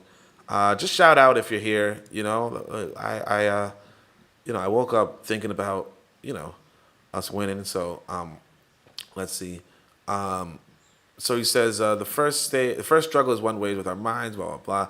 I want to just kind of jump to the best passage. Okay, the best passage kind of. Okay, so let me see this right here. Counterterrorism is mighty. This is not. I don't think this is it, but he's talking about lives in city. Percent of the U.S. population live in cities and towns. Real fighting must take place inside the nerve center of the nation, the city. So again, he's talking about the cities. I want you to understand why this is a problem. So let's just try to read back and see some context. He says, counterterrorism is a mighty tool and the only one at our disposal in the opening stages of people's war. So again, counterterrorism is basically terrorism, okay, with another word. Okay? Counterterrorism is basically just terrorism with another word. It sounds better. So what is this? He's saying they'll make themselves targets for our machine guns. And again, you don't have this stuff. I'm not saying that no black person has it. I saw a black guy with a what did he have? He had like a SMG or something like that. So it's pretty. It's just a random guy in the hood just shooting it. Or it was like a black woman actually, and she was shooting next to this black guy. In considering all the establishment protective agencies, quasi-secrets, blah, blah, blah, he says they will restrict the freedom of our known or suspected political parties and project that they are welded to the people, thus restricting the freedom of others who may have been neutral or sympathetic to them. So he understands, look, again, he's telling you, look, he's in prison, okay? He's telling you, look, if you really, all right, I'll put it this way. So I'm in this country. I told you guys, I'm in Tanzania. I told you guys about this game, Dungeons and Dragons. So sometimes I might be on, I might be on Discord. I'm not necessarily playing Dungeons and Dragons, but sometimes I'm even on Dungeons and Dragons. I'm sometimes even on Discord talking politics. But let's just say, Discord is kind of like a video game platform or a gaming platform. Okay, you watch people play games, all that kind of stuff. At one point, these protesters here in Tanzania were like, they want to organize a protest, organize a conversation, organize it on Discord. Okay? So again, I kind of use Discord. Maybe I might play Dungeons and Dragons, or maybe I might talk with my people. You know, I have a Discord. It's in the chat, you know? Maybe I might do that kind of stuff. I don't know. Point is this. I'm not doing much on, like, it's kind of like a recreational platform, you know, just chilling. Okay? So some dudes in Tanzania say, hey, look, let's talk with each other. Let's hold a meeting and talk on Discord. It's a nice little platform. I kid you not, for the last month, okay? For the last month, you could not access Discord without a VPN. Okay? You could not access Discord without a VPN. So when this guy says, hey, look, they will restrict the freedom of our known or suspected political parties, and there is freedom of others who may be neutral or sympathetic to them. Real governments don't care. And the reason why I'm saying is because this is a black government. Okay? Tanzania is a black government. It's not a, police American puppet or anything like that. It's just a black government that says you are trying to protest the establishment. Okay? You are going against the establishment. Guess what? Everybody's going to fucking suffer. I don't give a shit. Okay? If you guys, I don't want to talk about it. But if you guys heard what I heard in this black country, right? And, some people, like, you go look up Tanzania's election, some of the pictures that went on. But during Tanzania's election, we had no internet for, I want to say, 5 days. Okay? No internet. So don't even think about accessing a website from VPN. You have no internet. No internet. Not, I can't access social media. No, you had no internet. You didn't have WhatsApp, you didn't have Instagram, you didn't have anything. You couldn't go on Google, you had nothing. Governments can do that shit. Okay? They wield that kind of power. And they will make you, like, I'm telling you, you didn't want to go outside. You didn't want to visit your friend. Okay? You didn't want to do shit.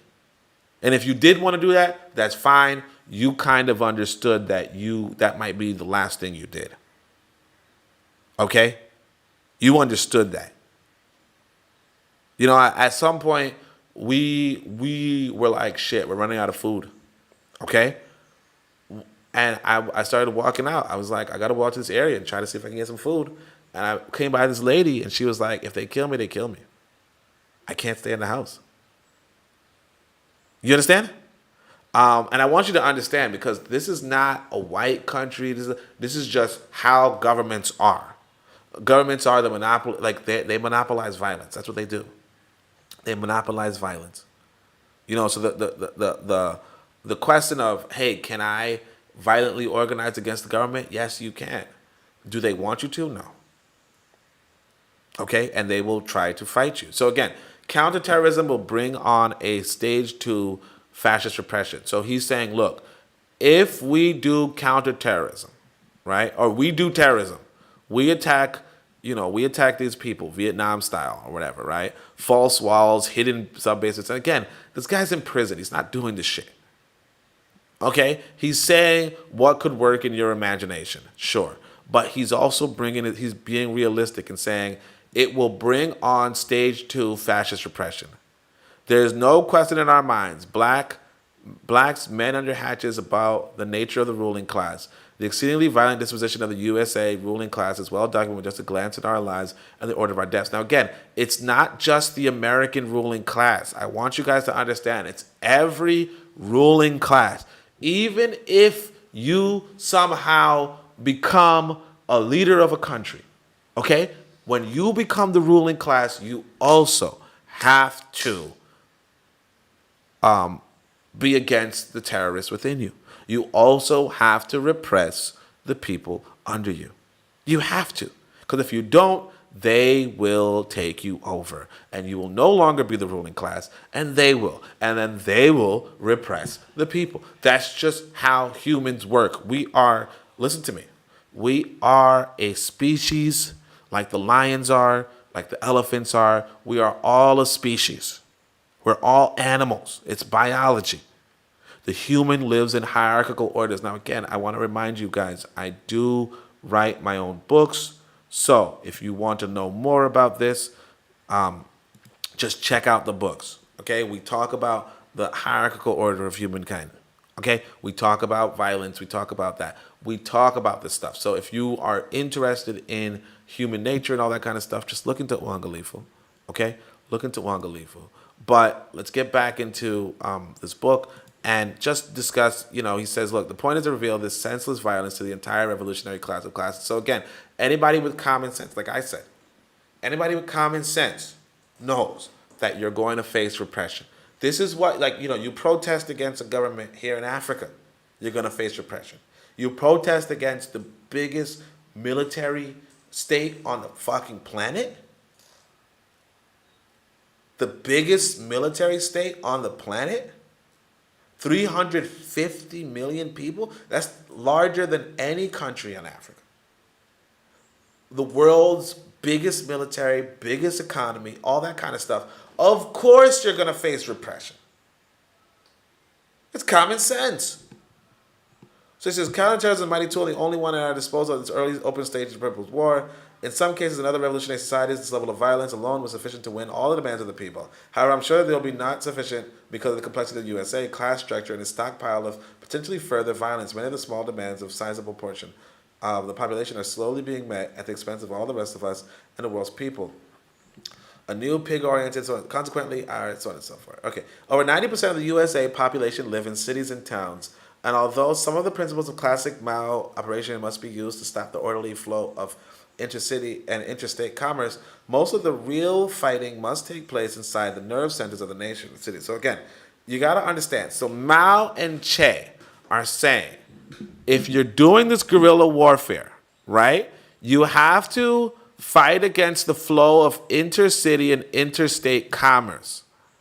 And he's saying, no. Okay? Fight within the cities. Now, Mao and Che are successful. Okay? These are successful revolutionaries. Okay? Say what you want. Again, I don't like to praise, non-blacks. But say what you want. These are very successful, and what they're saying is this. Principles of classic, okay? They're saying, look, if you want to win against these cities, you want to win against these city clusters, okay? Because these colonialists, what the colonialists do is they set up cities, and those cities are supported by rural areas. So what these Mao and Che and all these kind of, this basic thought should tell you, you take over the rural area. Okay, you take over the rural area and you stop the flow of commerce into the cities. And you stop the flow of commerce between the states. When you stop the flow of commerce into the colonies, the colony suffers. Okay? Because the colony is not meant to be independent. Okay? The rural areas are independent. The colonies are not. The cities are not. They've never have been. They never will be. Okay?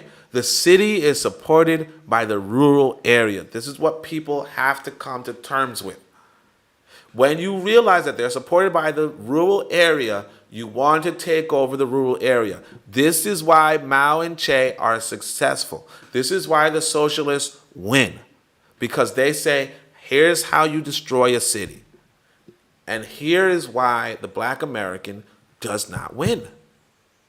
Because if he's focusing on the cities, taking over the city is where you go to lose.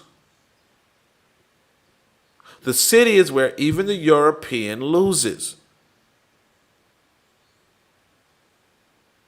So, and the thing that really gets you is this. He knows this. Like he was saying, Karanga knows and Mary Baraka know. He knows this, and he's the one who's going to tell us that people win from rural guerrilla warfare, and they do not win from urban guerrilla warfare. He's going to tell you. And this is why it's the most important passage in Black American revolutionary theory. Okay? He says, this is an entirely new situation in the development of people's entirely new situation, whereas the classic type of third world movement generally relied upon the strangling of provincial capitals where the enemy colonial power tended to concentrate itself. He says, the third world movements that succeeded relied on strangling provincial capitals where the enemy concentrates itself. In urban guerrilla warfare, where the colonies can be said to be situated within the city, the process or tactics will be unique. And unique doesn't necessarily mean wrong, but again, if I were talking to somebody from the past and they asked me, what's the future? It's the same as if I was talking to somebody from the present and they asked me, what's the future? Right? And the explanation is, look, you're in a city. You can't win from the city. The only way to win from the city is pretty complicated, and we'll talk about how you can win from the city. But you're not doing that, so you will not win from the city. But he says, through the basic strategy is the same, urban guerrilla warfare differs from all that has ever taken place in the arena of guerrilla against the God state. Differs from all that has ever taken place. I think this is the most important passage right here. I think we reached it. There are similarities between our situation and that of the growing movements of the Uruguayan people, and perhaps we can draw from their experience, but to be realistic, the disparity in size and population and the relative strength of the enemy state's institution and their global sweep must seriously be taken into account. Uruguay is a colony of Anglo-America. Defeat of the Uruguayan government and the change in the present property relations would of necessity means the defeat of a section of the American imperial infrastructure.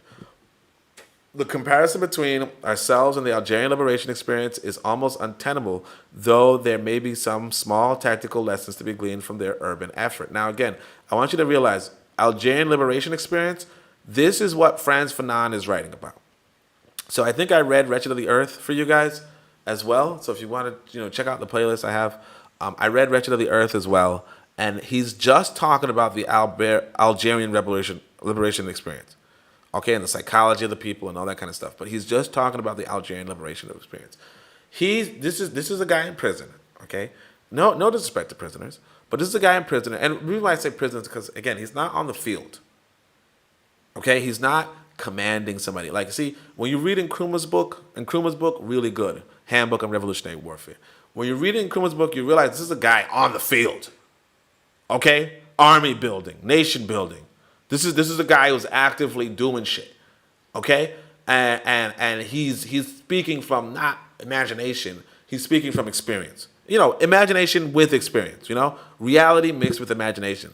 This guy is just talking about imagination. I mean, there's some reality, but not his reality. It's vicarious. He's not commanding any sort of guerrilla warfare that's successful. He's the Algerian liberation, Frantz Fanon tells you this was successful. Nkrumah, he's successful. This guy is just sitting in a prison. And he's like, hey man, if we did this would be different. This would change the world. And it's like, yeah, dude, but it just wouldn't work. So he says there may be some small, and again, if you have a comment on what I just said, just leave a comment, I can address it. We can talk. We can dialogue. So he says the comparison between ourselves and the Algerian liberation movement is almost untenable, though there may be some small tactical lessons to be gleaned from their urban effort. It must be kept in mind that the principal battles that led to the people's victory were fought on the countryside between massive French mechanized divisions and a classic guerrilla warfare of the battle. So again, he's like, look, the Algerians, they won from the countryside. Okay, they won from the countryside. The battle for Algiers was only aided by the forces within. The people's fifth column within the city of Algiers was not a model of perfection simply because the principal effort, energy, and motive forces were located in the classical guerrilla units that engaged the French expedition forces for control of the countryside. Again, you want to control the countryside. If you want to control a nation, you want to control the countryside. Okay? And again, I'm saying this, and what comes to mind is Adam Smith. Because Adam Smith also points out the importance of the countryside. Cities are excess people. Cities are excess people. People that are not as instrumental to the maintenance of the whole country. These are people who say, look, food production is at an all-time high. It's enough. It's sufficient. So now we have people who are not going to be farmers. Okay? We have people who are excess. So we now have blacksmiths and welders and that kind of, you have those kind of things. Why? Because you don't need that many farmers. Once you have that basis covered, then here's how revolutions are won. You take over the countryside. So now all of a sudden, your city cannot support itself because the city never supported itself. It's always been supported by the countryside, by the rural area. Okay? You go, this is why, in the hood, you go to your grocery store and you say, this is a food desert. All we have is Twinkies. All we have is, we don't have any food. We don't have any fresh produce. Yeah, you don't have any fresh produce because you are not in the countryside. They don't need to sell to you. They don't need to give to you. All you have is commerce by foreigners who say, we can make some money off of you. That's it.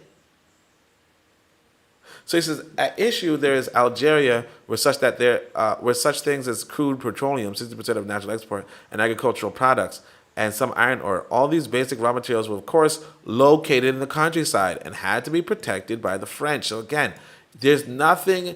How much petroleum is in your area? How many agricultural products are in the area? If you're in a food desert, are you producing anything?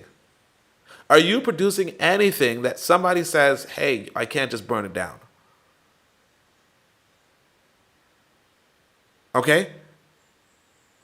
The war for control of the USA is unique in that its heartbeat can be stopped only by placing our primary forces in the valleys and defiles of its city streets. So again, this right here is imagination. Okay? The United States is not unique. It cannot be stopped by these city streets that you live on.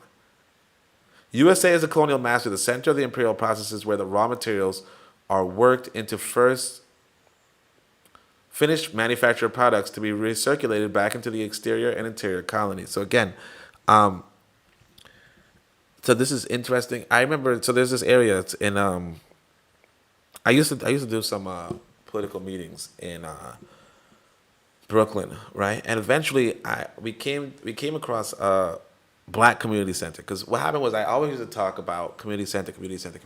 So, come to find out, there was a community center in Bed-Stuy. Okay, it's been there for a long time. The lady who works there is pretty cool and all that kind of stuff. And because I used to talk, we need community centers. Me and my group decided, what about if we were to just use this space? Because we couldn't. I kind of wanted the capital to build my own, but I obviously never got that capital. Because one thing about me is that I'm not a fraud. You know what I mean? I can't give false promises. I can't tell you I'm going to, some people could tell you they're going to free you tomorrow. And they're not going to free you. But they'll tell you that with just looking you in your face. I can't do that. I was always kind of unsure about the American experience, And I was always kind of like, I want to just go to Africa, honestly. So it's like, for me, it's like I would never ask a Black American for money off of the promise of oh, you're going to be free tomorrow if you give me money. I'm not going to bullshit you. I tell you that if you buy my books, you'll have a good damn book. You know what I mean? That's what I'll tell you. You'll have a good damn book. If you apply the principles, yeah, I think maybe you could definitely improve your life. No doubt. Just some principles are just general improvements. I will not tell you, because I was on my Discord and one of the brothers there was saying something like, this guy is like Professor Black Truth or somebody like that. how are we going to get free, if not from this guy's message or something like that. And it's like, what? This guy's promising that? You know what I mean? Like, what? Like, shit. I could never. Like, that's just fraud. That's snake oil, that's just not real. But I'm saying that to say, oh yeah. If you're like, I think I have the Cash App going by. So if you're like, hey, I want to give this guy some stuff, yeah, you could do that. You could hit me up on Cash App. But again, I'm not gonna bullshit you and say you're gonna be free. I'm just gonna say that I'll have some money in the bank. You know what I mean? Like that's all that's gonna happen. If you send me money, that's all that's gonna happen. That's all that's gonna happen in America, honestly, because this guy is because George Jackson is outlining what it would take, and he's also and basically what it will take you don't have. Okay, so anybody telling you, hey, shit's gonna change if you support them, that's not true.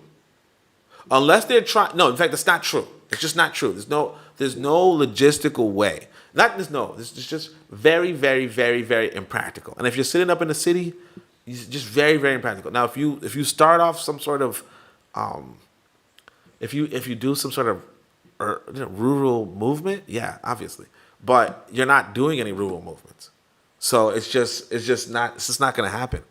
And you have to do a rural movement so effective that you basically outnumber white people in the rural movement. You know what I mean? Which is just something that just so logistically impractical. There was this video some brother sent me of this white American who was complaining about ICE and Trump in a different way than you'd expect. He's like, look, because my workers are afraid of being in prison, they all left. And because they all left, I now have I want to say 60 acres. I don't know. But I now have huge amount of acres that cannot be, of corn that cannot be plucked. And so this is like $1 million or several $1 million. And I borrowed the money and I can't repay the people who borrowed. So I'm losing my farm because all my workers left. Now, again, that's nothing in the face of the American experiment. That's nothing. These workers leave and this guy suffers. That's nothing in the face of the American experience. But what I'm saying, in essence, is that this white guy did own millions of acres, like millions of value of acres, millions of dollars worth of acres. And this one single white guy, right, owns millions of dollars of value, and he's probably borrowing from banks and all that kind of shit. But the point being that that's who's behind you having corn in your fridge. Okay, you ate corn the other, you were eating salsa the other day. Yeah, the reason why you're eating salsa is because some white people, not just white people, obviously black people, black farmers too, but some farmers were doing this fucking work or coordinating this work, and again, like he says, some Latin Americans are doing the labor, but in order for you to usurp that and become some fundamental rural entity, right, it's just very, very unlikely, and it would take a lot of foresight, a lot of planning that you don't have. And the reason why I say you don't have it is because black people have been progressively getting less and less farmland in America, like owning less and less farmland in America, to the point where maybe in this guy's time, in George Jackson's time, you might say black people own quite a bit of farmland. Now they don't. So it just kind of becomes, if you were thinking about the actual way of taking over America or suffocating its cities, right?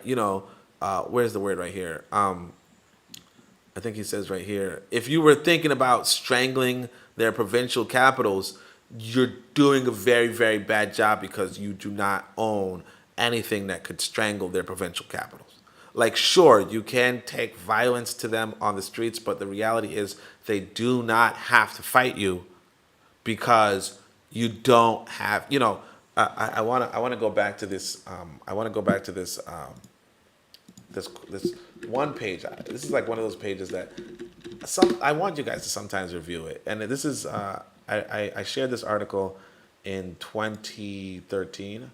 I just want to show you guys this real quick. So this is This is the general rules of warfare. Okay, see, April 3rd, 2013. This is Machiavelli. So if you guys, there's a Machiavelli. So Sun Tzu wrote Art of War. Machiavelli wrote Art of War. Okay, so in the back of his book, he says, hey, these are some quotes. These are some general rules of warfare that just passed down throughout history. Okay, and of course, this is me paraphrasing one of his other things, right? Which is one of the more interesting passages in his book. But he says these are general rules of warfare. They're just collected things. They're not his ideas. It's just the general ideas. And he's like, this one is cool. What benefits the enemy harms you. What benefits you harms the enemy. So this is how you're supposed to think about the world. What benefits your enemy harms you. Okay? Resistance, persistence. And what benefits you harms your enemy. So people do not try to give you any benefits because it harms them. I want you to understand that. But the reason why I'm picking up this rules of warfare, and again, you can check this out on your own time. I'll send the link in the chat. Okay? So you can just review this on your own time. And again, all time is your time. I just want you to hear this while you can. But of course you can pause or whatever. If you're not listening live, you can pause.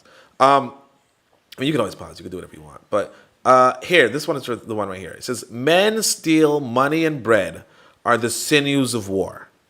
But of these four, the first two are more necessary. For men in steel find money and bread, but money and bread do not find men in steel. So he's like, if you want to go to war, now actually this is kind of the opposite of what I was thinking, but even so, if you want to go to war, there are four aspects to war. Men, machines. Okay? There's money and bread. And he's like, look, money and bread do not find men in steel, but men and steel can find money and bread. So they're the most important. Now, now, in a sense, in a way, that's kind of what this guy is saying. I'm not sure if this is the quote I wanted. Oh, yeah, sorry. This is the quote I wanted. So this is important, but I want to go to another quote too, because this is kind of what George Jackson is saying. He's saying, look, if we had the men and we had the steel, right, we could take over the country, because those are the two most important things. Now, again, they're not. You have to have men and steel for a reason, because otherwise your men and steel are going to just fight each other. Fight their men and steel. And I think this is the other one that I wanted to show you guys, which is kind of, maybe it's more in line with what I'm trying to say. This is another one. Oh, yeah. It is better to defeat the enemy by hunger than with steel. In such victory, fortune counts more than virtue. You see what I'm saying? That is saying this. If you had a choice, if you had a chance, like if you're fighting someone who is not feeding themselves, you don't even have to fight them. Or better yet, he's saying it is better to not even fight them. Just fight them with hunger. Okay? Now, I like this too right here. Nature creates few men brave. Industry and training makes many. Right? So nature creates few men who are brave, but industry and training makes many.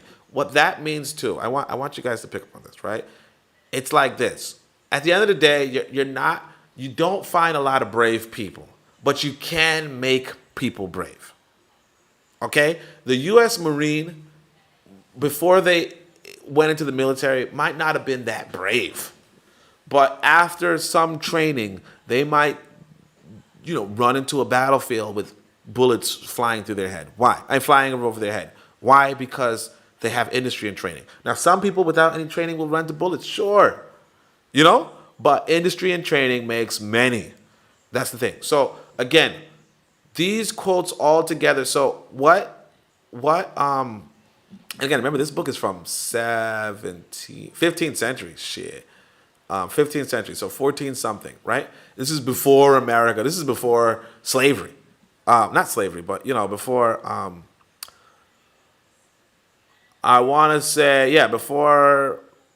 before Europe even went to Africa. I'm not sure, but not like all of Europe and all of Africa. I just mean before the colonial experiment. I'm not 100% sure. Again, my memory's a little fuzzy, but this is like, he's not even talking about, the reason why I'm pointing out that timeline is to say he's not even talking about black people. He's not talking about oppressing black people. He's talking about man to man, human to human, even European to European.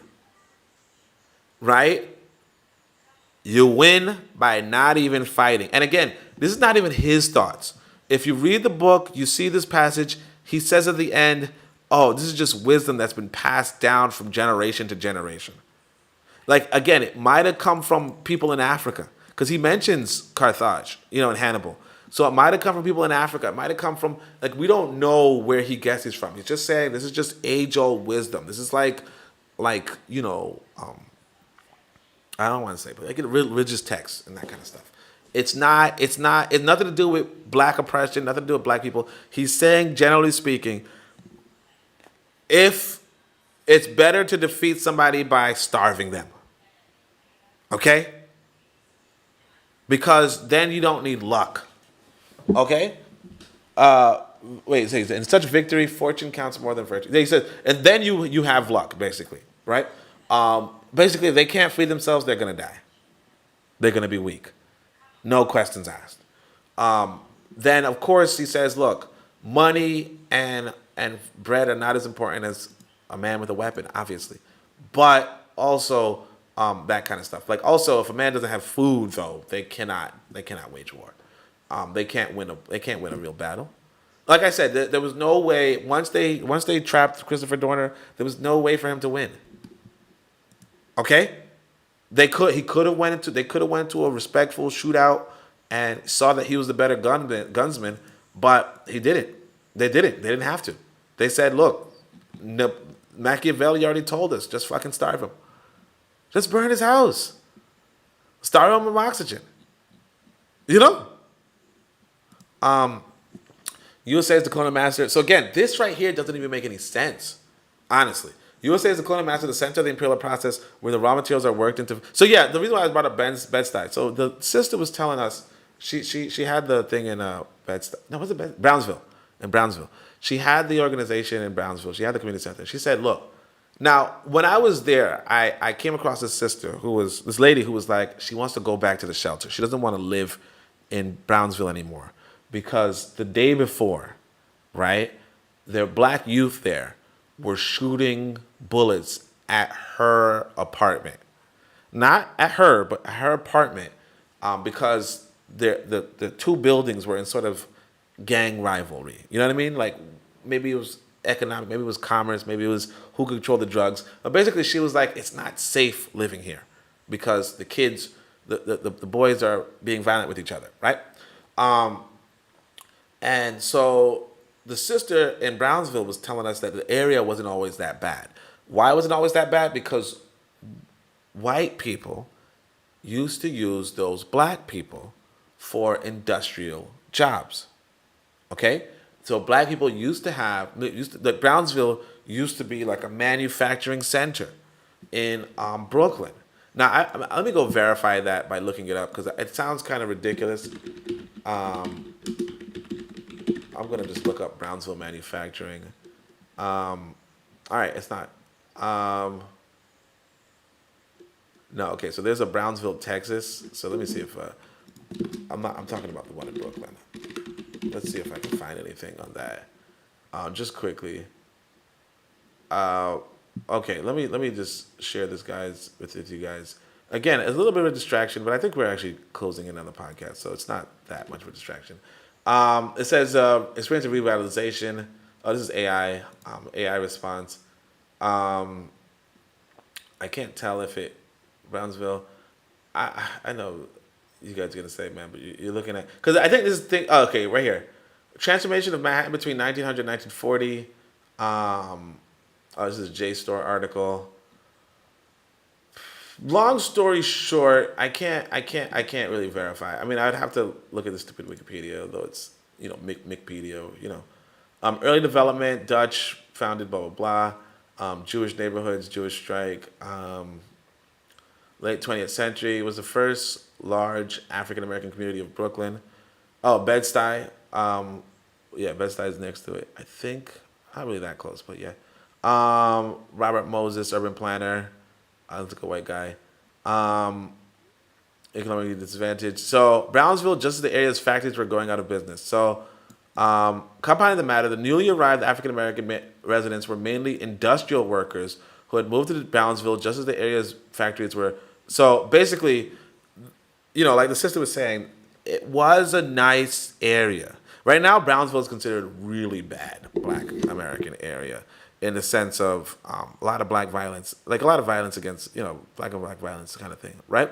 But before, there were these factories. Now, these factories start going to India and China and that kind of stuff. And by doing that, the black people miss out on good jobs, right? Good, not good jobs, but high paying jobs, high income. And from losing that high income, you can't support the population. Okay, you can't support whatever population you were thinking. The jobs become limited, and you end up with an experience like Calhoun, with the Calhoun thing. So you guys remember the Calhoun? So that one's also in my how in the world did I find this page? In my on my website. That one's also in my website. The Calhoun experiment. So you go to the newsletter archive, and I stopped updating this obviously, but let's just go to Calhoun and see if we can. No, we can't find the hood. Let's see. Oh, projects. I think housing projects. So this is inside of the pro-black compendium too. A brother one time told me I should check out the pro-black compendium. I mean, the pro-black compendium. I should write a book that has some of my articles online. And so that's what the pro-black compendium is, kind of. But this is basically a experiment. This article right here is pretty interesting. So it's about an experiment in 1962 called Population Density and Social Pathology. And the idea is that if you take these mice, okay, and you give them a highly dense population, okay?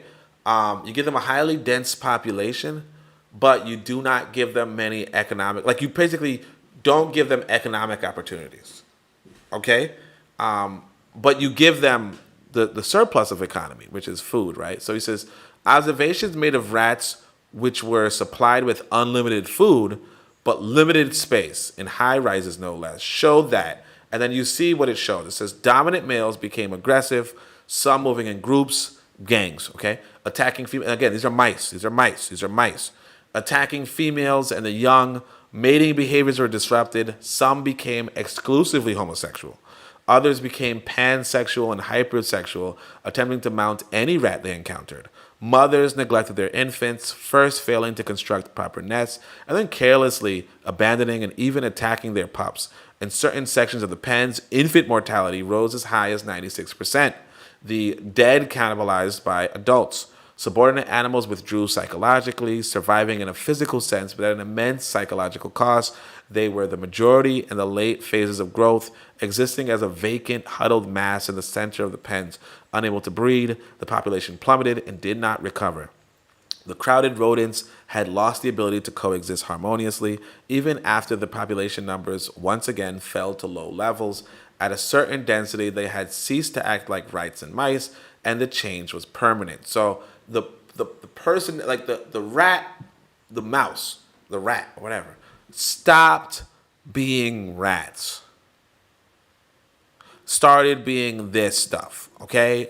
Hypersexual, homosexual, pansexual, gangbangers, neglecting mothers, all that kind of stuff. And these are mice, and what they did was they gave these mice apartments. This was an experiment in 1962. The Housing Act of 1968, okay, tells you, the Housing Act of 1968 basically creates these hoods, these projects. And what's interesting is, in that law was Section 235, which gave white people a means to get out and live in the suburbs, effectively leaving black people behind to the full wrath of the experiment. No, one of the things that was interesting, the interesting thing about this was there was, I don't remember. Now, this is another article you guys could check out. But basically, in the article, it says children should not be allowed to live like this in the hood. In these housing projects, we shouldn't have children living there because it's unsuitable for a child to live in this kind of environment. Okay, and of course, you're like, what? But I wish I thought I reprinted it, but I don't know where it is. So you'd want to, like, let me see. Housing Act of 19 prohibited the use of high-rise developments for families with children. Okay, the Housing Act of 1968 prohibited the use of high-rise developments for families with children. Okay, so again, if you want to read this article, you can. It's not a bad article, but this is also in the pro-black compendium. Oh, whoopsie! I'll just show you guys behind the screen. But this is also in the pro-black compendium, so you guys can check that out. But anyway, let's get back on the task, okay? I keep getting distracted because there's so much that there's so much that comes into knowledge, But anyway, the reason why I say this is the reason why I pointed out that tangent was to say, look, the colonial master, the center, like the reason why I point out that tangent is to say, stream URL. I'm just trying to double check if I accidentally doxed myself, right? Anyway, because some people do that, man. They just go on a page and then there's like, oh, here's your security key, All right. So he says, USA is a colonial master, the center of the United States is not the center of finished manufacturing anymore. Okay, they exported their manufacturing to other countries. So when you did in fact manufacture some stuff in Brownsville at one point, right? Maybe even at this point that he's talking, we were some fundamental industrial workers. Sure, certainly, maybe. And again, that's not to say that you would win any sort of war effort. It just means that they used your labor. But then they said they don't have to use your labor. And guess what's happening in Brownsville? You're starving. Okay? You're starving. You're in the hood. You're being run by gangbangers. And I'm not telling you what I think. I'm telling you what I know. What I was there. I go into apartment buildings, put up my flyer and say, hey, come join me in this community center. And I come back the next day and somebody tore it down. I walk into an apartment building and I would see get gangbangers staring and looking at me like, what is this guy doing in our territory? What is he doing on our turf? I'm not telling you what I think. I'm telling you firsthand experience of trying to organize in these situations, holding these events and obviously not being a part of the bigger economic field. People come at me and telling me, hey, look, what I really need is a job. What I really need is work. And I'm like, hey, look, I can't give you work. Because if you really talk about these things, you really want to change people's lives. You want to be hiring them. You want to be employing them. And I wasn't employing people. I was just telling them, hey, Marcus Garvey, this, but they don't want to hear that, man. Or if they do want to hear that, it's not going to put food in their belly. But he says, look, USA is a colonial master, the center of the imperial processes where the raw materials are worked into finished manufacturing products to be circulated back into. And again, this is no longer the case. So in comparison to the classical form of wars of liberation fought in the outlying colonies and the ones we must yet formulate, a vital question immediately brought to our attention. Does it work in such a totally different setting? The answer is no. Okay? But he's going to tell you otherwise because he's sitting in prison. And he doesn't need to be held accountable. Okay? A theoretical examination indicates that it does. A theoretical examination. Okay? It's not a real practical examination. Theoretical examination indicates that it does. Now, a practical examination will tell you it doesn't. But a theoretical examination indicates, and again, this is only theoretical to him. And look, again, to his credit, it could have been different at that point in time. Now, we know in retrospect that there was no sort of mobilization or organization that would support what he's doing. And he's just sitting in a prison cell, writing, completely oblivious to what's going on the ground. Not completely oblivious, but basically only hearing from people invested in this sort of field, so maybe he gets a false impression. But it's in fact, urban people's guerrilla warfare may prove to be an even more effective tool than the classical type. Again, may prove, and again, you have to go back. This is 1971 he wrote this. This is 2026. This is 55 years later. It hasn't been proven. So the same advantages are present, the same possibilities, and again, these are not present. But plus some that exist simply because the fight is taking place within the cities, the nerve center of the nation. Again, it's not the nerve center. The enemy culture, the established government, exists first of all because of its ability to govern, to maintain enough order, to ensure that a cycle of sorts exists between the various levels and elements of the society. Law and order is their objective. Ours is perfect disorder. Our aim is to stop the life cycle of the enemy culture and replace it with our own revolutionary culture. This can be done only by creating perfect disorder within the cycle of the enemies. So again, this is all just theoretical. When the fight takes place within the cities, the disorder will clearly be hastened. So it'll be an immediate effect on the consciousness of the bulk of the population and will strain the relationship between the government and the governed to the utmost. So again, his idea is that, and again, you're in the West, you're in a place where they own mass media. They own the propaganda channels. They own YouTube. They can turn off and turn on the internet. They can censor websites. They can do that shit here in Africa. Damn right they can do it in America. Okay? All that to say, and you see all the fights over that, I think we actually might have, I think that's actually the main passage. The main passage, the most important, okay? The most important book, the most important passage in the idea of the Black American revolutionary theory, okay, was this one, right? I don't know which one you would isolate, but pretty much this. Vital question, does it work in a totally different setting, right? Does urban guerrilla warfare work in a totally different setting? And the answer is no. Okay? And because it is no, right?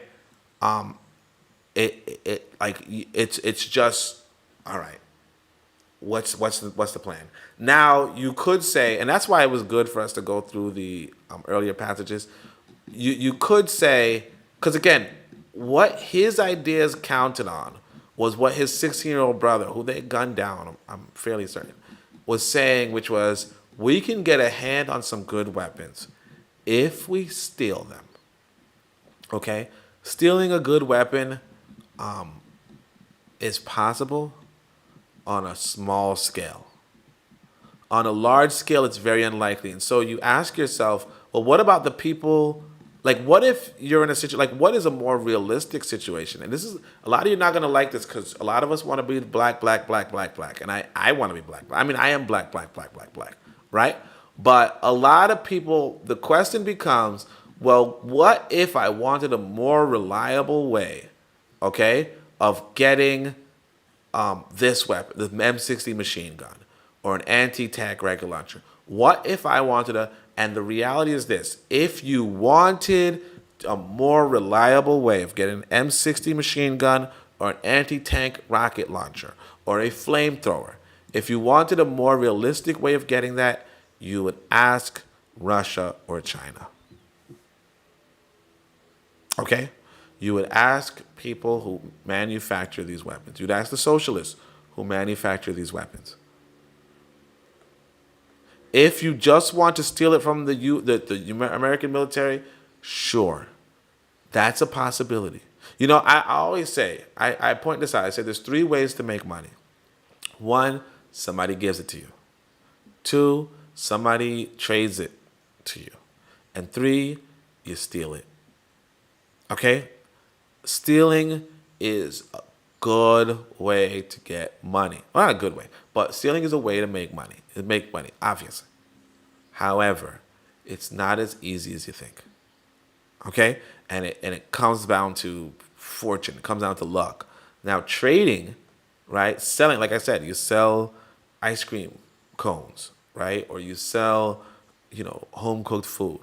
That's a lot more reliable than stealing. And of course, somebody giving you money is another thing, but again, that's not reliable either.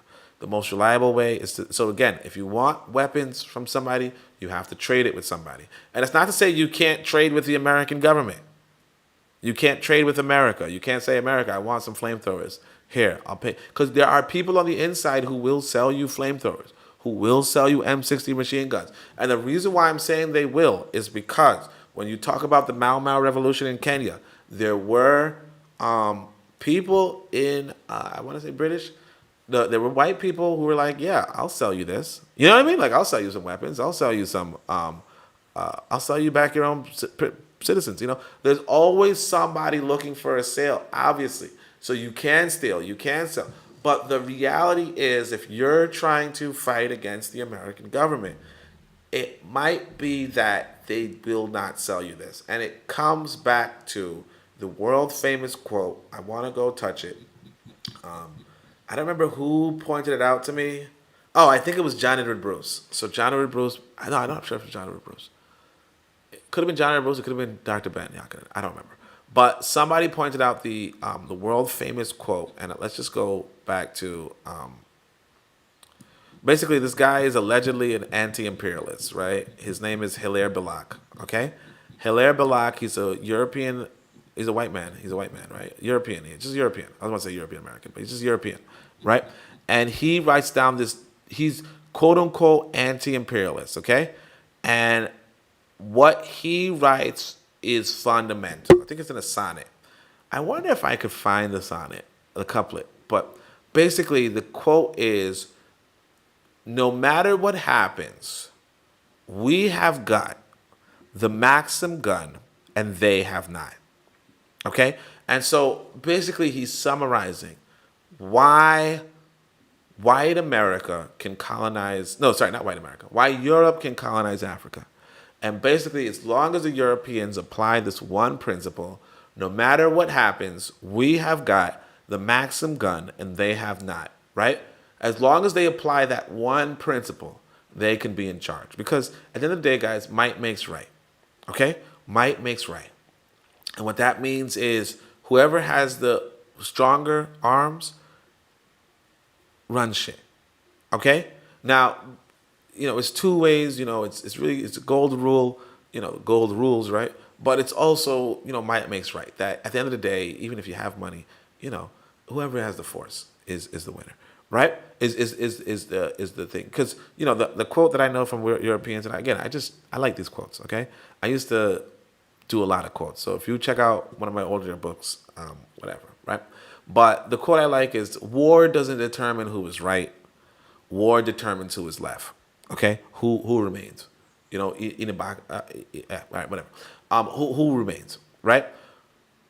What? So yeah. So that's pretty much the end of the podcast. I want you guys. If you guys enjoyed it, please leave a like. Consider subscribing. If you want, you can check out my books. My books have a lot of, like, if you look at the different books, Pro Black Compendium has a lot of quotes in it. Book of Power has a lot of speeches in it. Zabiri is just a nice little book. I Could Be a Nation Builder is a nice little children's book. But Uangalifu, that's my pride, my bread and butter. And it has a lot of theory about how life is really a matter of choices and what kind of choices you can make to make your life better, right? But you also have to read it from the perspective that it's very race neutral. You know, it's written for black people. It's written about black people, sure. But white people understand these concepts too.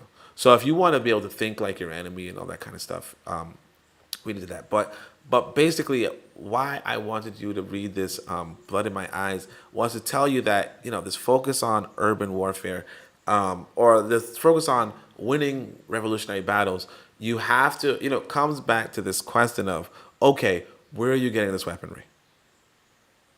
Okay, do you have a relationship with anyone in order for you to be so well armed that you can actually have these battles, these theoretical battles?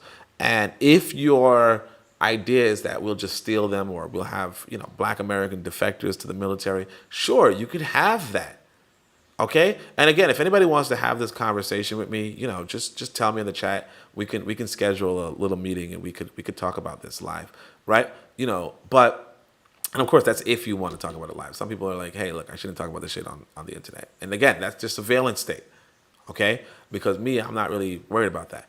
But why I'm saying this is to say that not only is there not a revolutionary body, and this has to do with Martin Delaney told us, he said, look, black people will lose their rights if they lose their military. The most important thing for the black American after the Civil War was to protect their military. Basically, there were some people who fought in the Civil War, armed black men. And once they got disarmed, black people will not have rights. And this is Martin Delaney telling us this. Okay? Again, it's so good to read. And I have these quotes. I have this. Like, if you want to read about that, go pick up the Book of Power. Because I have the John Edward Bruce. I have the Martin Delaney. Now, again, I don't even recommend these books anymore. I only recommend Uangalifu. But there was so much value in reading if you really want to read. Okay? If you really like to know what people in the past were thinking, pick up these books. But because that's what it's all about.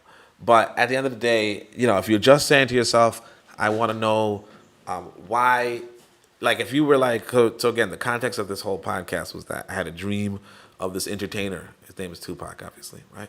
And he was asking me, after I exposed that I was a time traveler, who cares about the Star Trek Prime Directive, right? I told him, look, he asked me, he said, hey, are black people still being used in the future? And I had to, I then started to wake up because I was like, there's no way I can explain this in the in the amount of time that this dream is gonna, you know what I mean? Like, I'm already trying to explain it to you guys in 3 hours, and it's like I don't have enough time, man. So what I kind of start to, I kind of want to explain to people in the past is, look, there's no reason why the situation would change, because at best you are in these cities, you are in these urban environments, and there's just no freaking way for you to win because, one, you don't have the weaponry and you're not in a relationship with the people who can get you the weaponry. And two, even if you have the weaponry, you're not in any sort of strategic position to change the fundamental system of the country that you're in. And then somehow it comes down to, well, what about Africa? What is Africa doing? And Africa does have a relationship with Russia and China, the socialist countries that are trying to push back against the Western imperialists. Now, you might say, hey, look, they're also imperialists, they're also empires, they're also, maybe you can say that, you can think that, whatever. The point is that they have weapons and they're willing to give you weapons. Now, you might say they're not willing to give you as good weapons to take them over. Obviously not. And again, I don't know, but obviously not. But regardless, or not say obviously not, but I say even if you have that suspicion, which you do, right? The question is, how are you going? It's just the same with these white people. How are you going to get these flamethrowers? How are you going to get these anti-tank, these anti-air tank missiles? How are you going to get this cyanide? How do you get this stuff if you're not producing it? You have to either steal it, somebody has to give it to you, or you have to trade it. And the reality is the only people who are trading this stuff to people are these socialists. That's the reality of the world. And unless you're producing it, which you aren't, the only people trading it are these socialists. The only people with the technology are these capitalists, these imperialists, and these socialists. And if you want this technology, you have to get it from the imperialists or the socialists, and the imperialists do not give it to you. You go back to the Hilaire Belloc. He says they will not give you the technology that gives them the advantage. The reality is this, that the socialists would. Okay? And that's why black people like socialists. Because at the end of the day, if you don't have the technology and you want the technology, the only people who will sell it to you, the only people who will give it to you are the socialists. And you might say, well, why don't we just develop it independently? Yeah, why don't you? Okay, why don't you? You have to, I don't know how old you are. I'm pushing on 40 right now. I don't know how old you are, okay? But as you go through life, you begin to realize that you are not that capable of a lot of things. Okay? Like I was just talking about selling ice cream. I don't know how to freaking make ice cream. Okay? If you can construct rifles and high-powered tanks and supersonic missiles, good for you. Okay? You're quite alone in that capability. You're quite alone in that capability. Okay? Because most of that stuff is done by machines, and you don't seem to have many machines. And you talk about what capitalists and bourgeoisie means. It's the people who own the means of production. You might not necessarily be a bourgeoisie. You might not necessarily own the means of production. And because you don't own the means of production, you're going to have to engage with people who do have the means of production. And the only people who are sharing the means of production, or the people, or who the people are definitively sharing the means of production, are the socialists. Okay? So the question, again, returns. How can you win this urban guerrilla warfare? You can't. Not that you can't. It's just because again, I'm a probability guy. Okay? I'm saying, probabilistically, one, you're not in you're not in an industrial area. You're not in an area of resources. You're not in an area that people are depending on. That's one. Two, you don't even have access to the means of production in order to make the weaponry. You would have to make the weaponry by interacting with America's enemies, open enemies. Well, not enemies. I don't want to say enemies, but like Machiavellian way of they're not Americans, right? You'd have to engage with China. You'd have to engage with Russia. You're not engaging with either. You'd have to engage with the socialists. You're not engaging with them. Okay, you're not in communication with them. You can't be in communication with them because you're in America, where all your communication is controlled by other people. Even this video you're listening to is being censored. Not by context, but by algorithm. Okay? Why I'm saying that is to say it's very, very, very, very, very unlikely. Okay? And you see the brother is laying it out. He says, look, you could win if you had the cities, if you had the rule. So if you talk about the Haitian Revolution, when you think about the Haitian Revolution, yeah, you could win against the city. Okay? You talk about the Maroons, yeah, you can win against the city.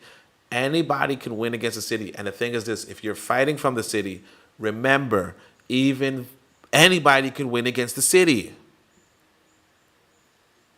The Europeans with all their weaponry can't win from the city. How in the world, you with no weaponry, how are you going to win from the city? Because you think about it, like I want you to process what he's saying. He's like, look, when the European has all the shit in the city under lock and key, when they freaking win the city, they still lose to the rural area. How could you then, with less than the European, win from the city?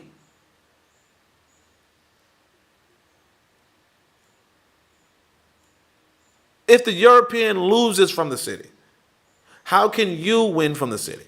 That's the big question. But with that, I think that's the end of the podcast. I appreciate you guys for sticking around. Please drop a like, subscribe. And if you can support one of these books, please do so. And if you want to support me on Cash App, let me just double check what my Cash App is real quick. I just want to double check what my Cash App is. Oh, I can't even do that because I'd have to. Oh, let me see. I'll just take out my phone. And so if you like this podcast, you could just send me something and say I appreciate it. Please do it again. Because again, I stopped doing podcasts. I just did this because I had a dream. It was a random dream. I don't listen to Tupac, so I just did this. So it's $ABS only. If you really appreciate it and you want to just send. Now again, I don't make any promises because again, I just told you I don't believe in that kind of stuff. If you want to send me something, you got it. ABS only. I'll take it. Appreciate it. Put it to I don't want to say good use. I'll put it to my use. But so again, if you really want something, go read the book. Take one of these books. This book, Uangalifu, is my best book. I think it sold one copy last year. In 2025. So it's like, obviously I gave up. But if you appreciate this, let me know. If you don't appreciate this, you can request money on Cash App. I'm not saying I would pay you, but I'll get the message. You know what I mean? I'll get the message. But you request money, I'll be like, oh shit, okay. You're like, yo, you wasted my fucking time. But I think you guys liked it. So check it out. If you want to read this book, like I said, you have the book in the description. If you want to read other books, or if you want to read my books, you could also buy them on Amazon. But if you want to read just general books, you want like a book collection, you can hit me up on the Discord. I think there are links in the description. And then you just say, hey, can I get some books? And I got you. I listen to your podcast. I want to read some other books, and I got you. But other than that, Shemin Hotep, Uncle Jah Sadeb Neb, Amen, Ma'at, Dua Nature. And also shout out to Real Black Gentleman for being a real one. Shout out. Peace. Oh, I got a new subscriber.